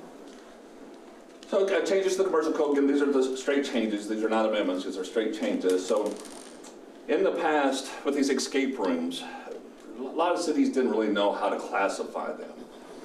So with the new code, they're calling them puzzle rooms. That's what the code calls them, and they're now identified as special amusement areas. It's very similar to like a haunted house, where the intent is to confuse you, disorient you, and so that often there's emergency, you don't know how to get out. So the escape rooms are now classified the same as special amusement, which means you have to have fire sprinklers, you have to have a smoke detection system, you have to have emergency voice alarm communication system, and all the interior finishes have to be a Class A, which is the highest rated level of finishes. And there's also special conditions for the door, the puzzle door, where if a fire alarm, one of the options is if a fire alarm goes off and the door automatically opens, and so, but there's other conditions that are allowed. The next one is smoke alarms in apartments, hotels, and motels have to be a low frequency signal instead of the standard 300 hertz signal. And the reason for this is that they found that people that are hard of hearing, or the children and drunks, have an easier time hearing that low frequency. That was actually what they said in the change, that those are the three people that actually hear that, or three categories. They can hear that low frequency signal better, so that's a change. And then electric vehicle charging stations, if they're provided, they're not required per code, but they're required that at least 5%, but no less than one of those charging spaces has to be handicap accessible. Bottle filling stations, when they're provided, have to be handicap accessible also. So bottle filling stations weren't even identified previously, so now they're recognizing it and it's in it has to be accessible.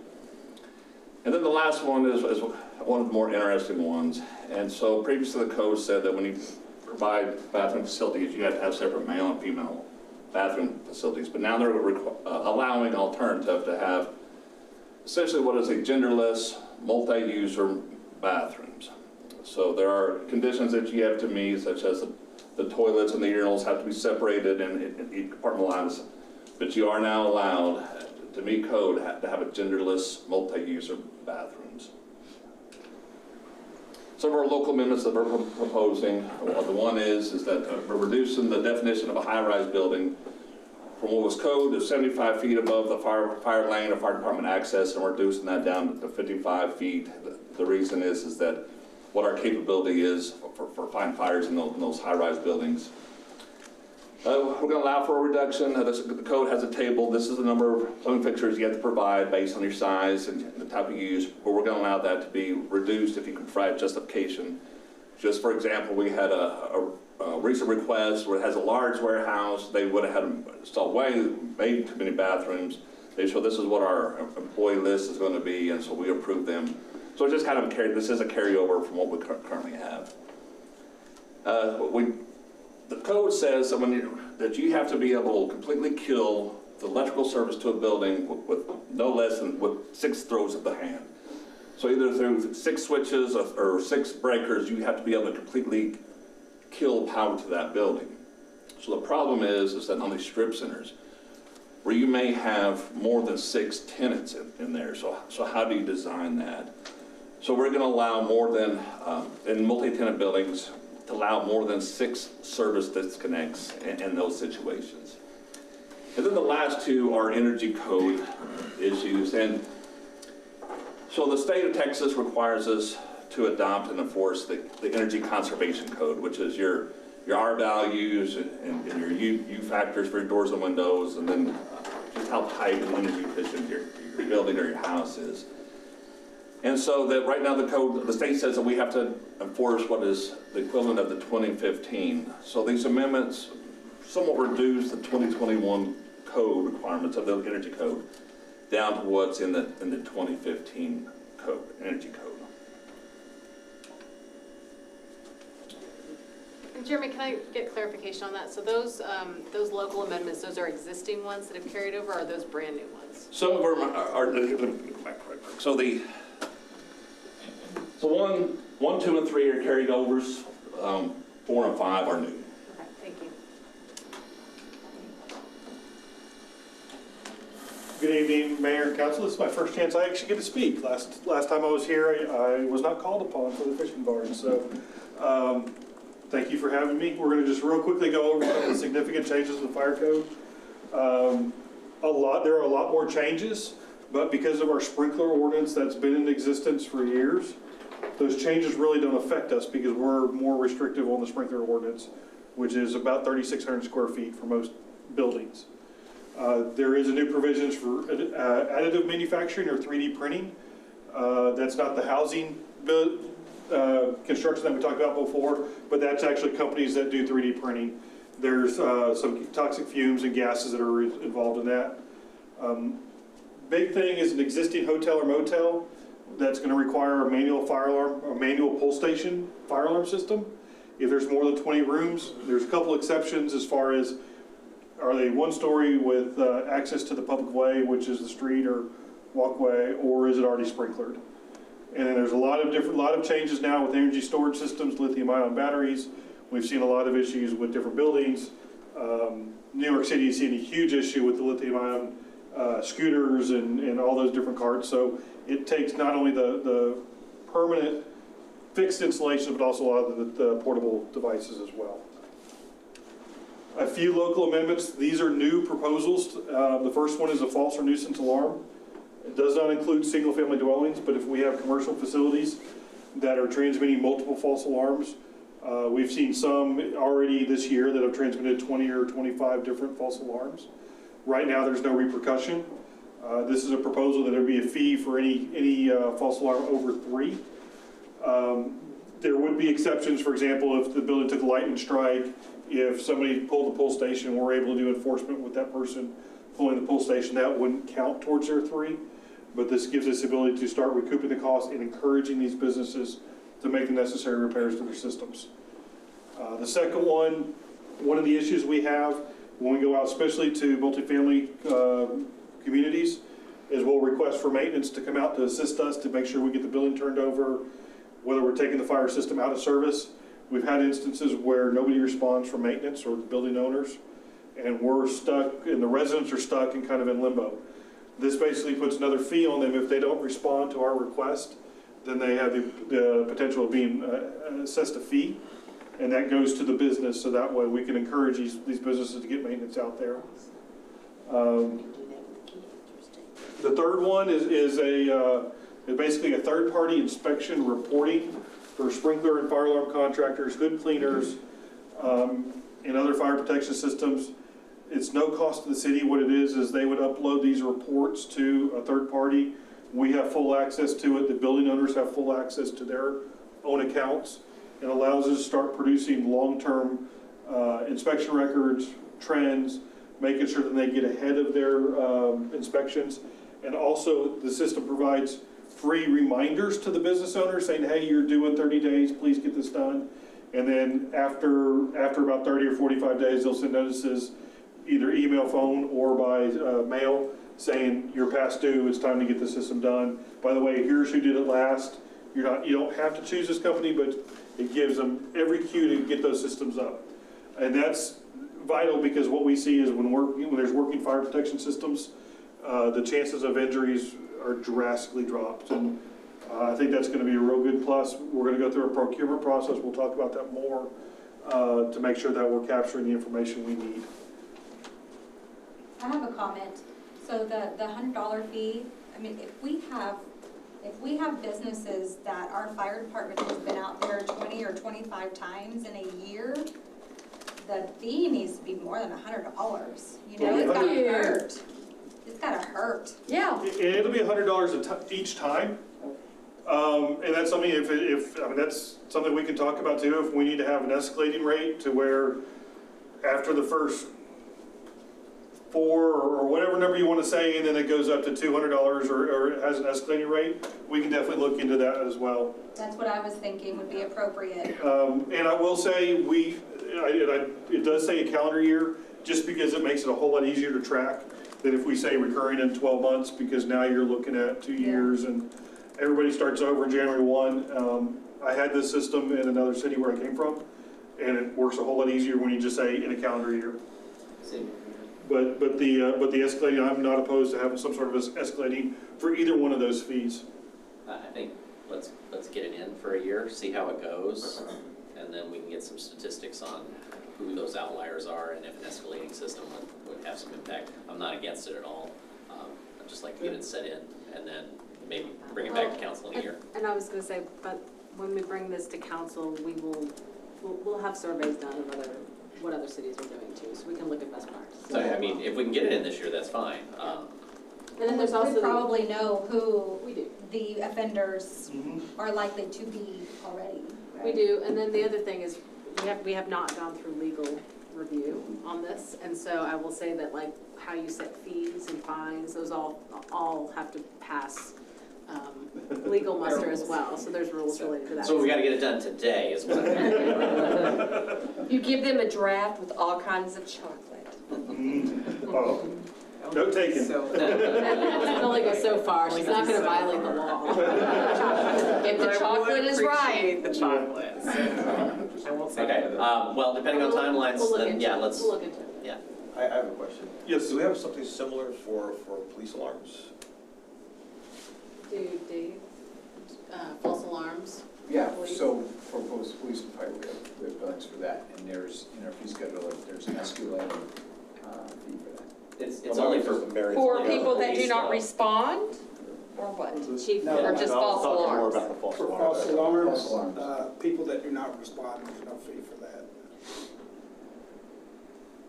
I wouldn't mind seeing parity. That's what I was talking too. But right now, I think you're correct, only the police have a penalty on there right now, so we're looking to actually bring fire up to that same standard. They keep parity would be nice. Well, there's a huge cost Oh, for yeah. the fire department to respond, you know, and what if they're not getting to a legitimate call because they're busy responding to. Same with police, it's taking an officer out of service. Right, right. She doesn't care about the police. I got her. That's a no-brainer. That is so bad. And part of what we're Throwing me under the bus. It was too easy. Part of the other piece behind that is that when we start seeing these multiple false alarms, that the fire inspectors go out and start working with the businesses, trying to identify the problems and get them rectified as well. So it's not just, here's your fee and we forget about it. We actually start sending inspectors out there and try to get things corrected as well, make sure the systems are up to date. And this may be an outlier year because over the past 2 years with COVID and with freeze, we just haven't seen the inspections that we should have done on the systems, which comes into the third line to make sure that they're getting their systems done. But hopefully things will improve over the next couple of years as we get the inspections back up and running and get the companies and the businesses getting their inspections completed. It's scary when you hear a story about, oh yeah, their fire sprinkler system hasn't been operational for X years. And I've heard that once or twice, so it's not something And we're dealing with one today with the State Fire Marshal's office came in because we're going after the sprinkler contractor because of licensing issues. Gotcha, good. And all kidding aside, I mean, we want, like with anything, we want compliance. Yeah. No, we don't want the fees, we want you to comply. Yeah.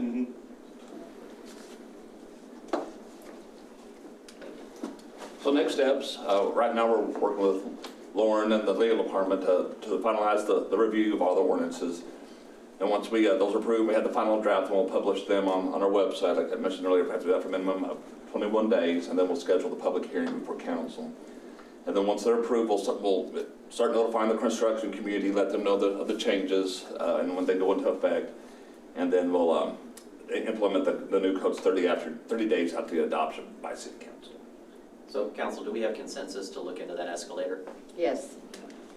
Yes. So I have a question, and I hate to ask you this, but can you go back to where you're talking about the state legislation? Item 2? Yeah, probably. I think the previous presentation had to.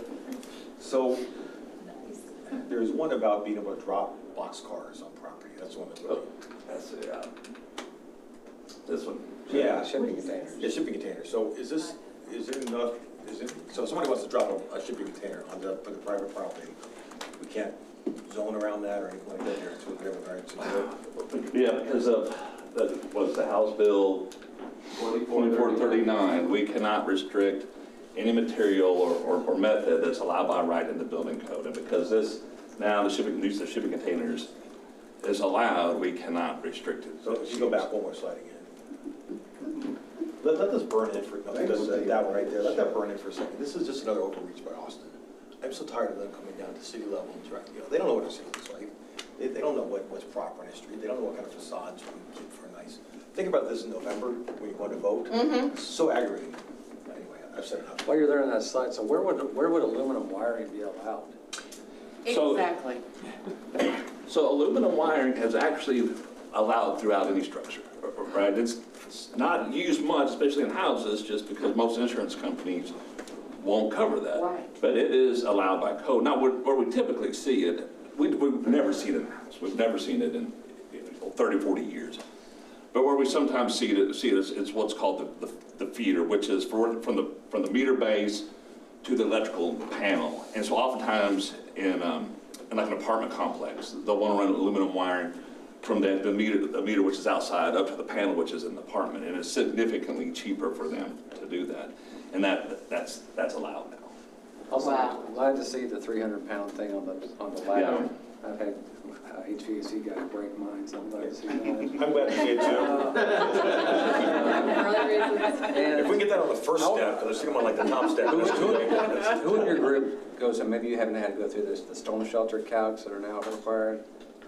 Have you guys seen that a lot yet? So we don't see a whole lot of storm shelter applications come in. So we do have the codes, and then we're familiar with them, but we just have not seen the storm shelter come in. Now, we'll see it in the new public safety campus building, and we'll kind of lean pretty heavily on the architects and engineers for the design of that and to prove compliance. We have several schools that have them too.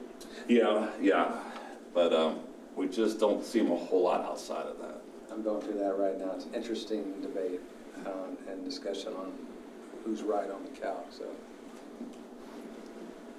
Any other questions? Thank you, gentlemen. Appreciate it. Thank you. So can we go back to Stacy's slide number? Y'all are killing me. We're gonna go back out and close this down. So how does that work? Is that on like a or just? So I got it. So it's like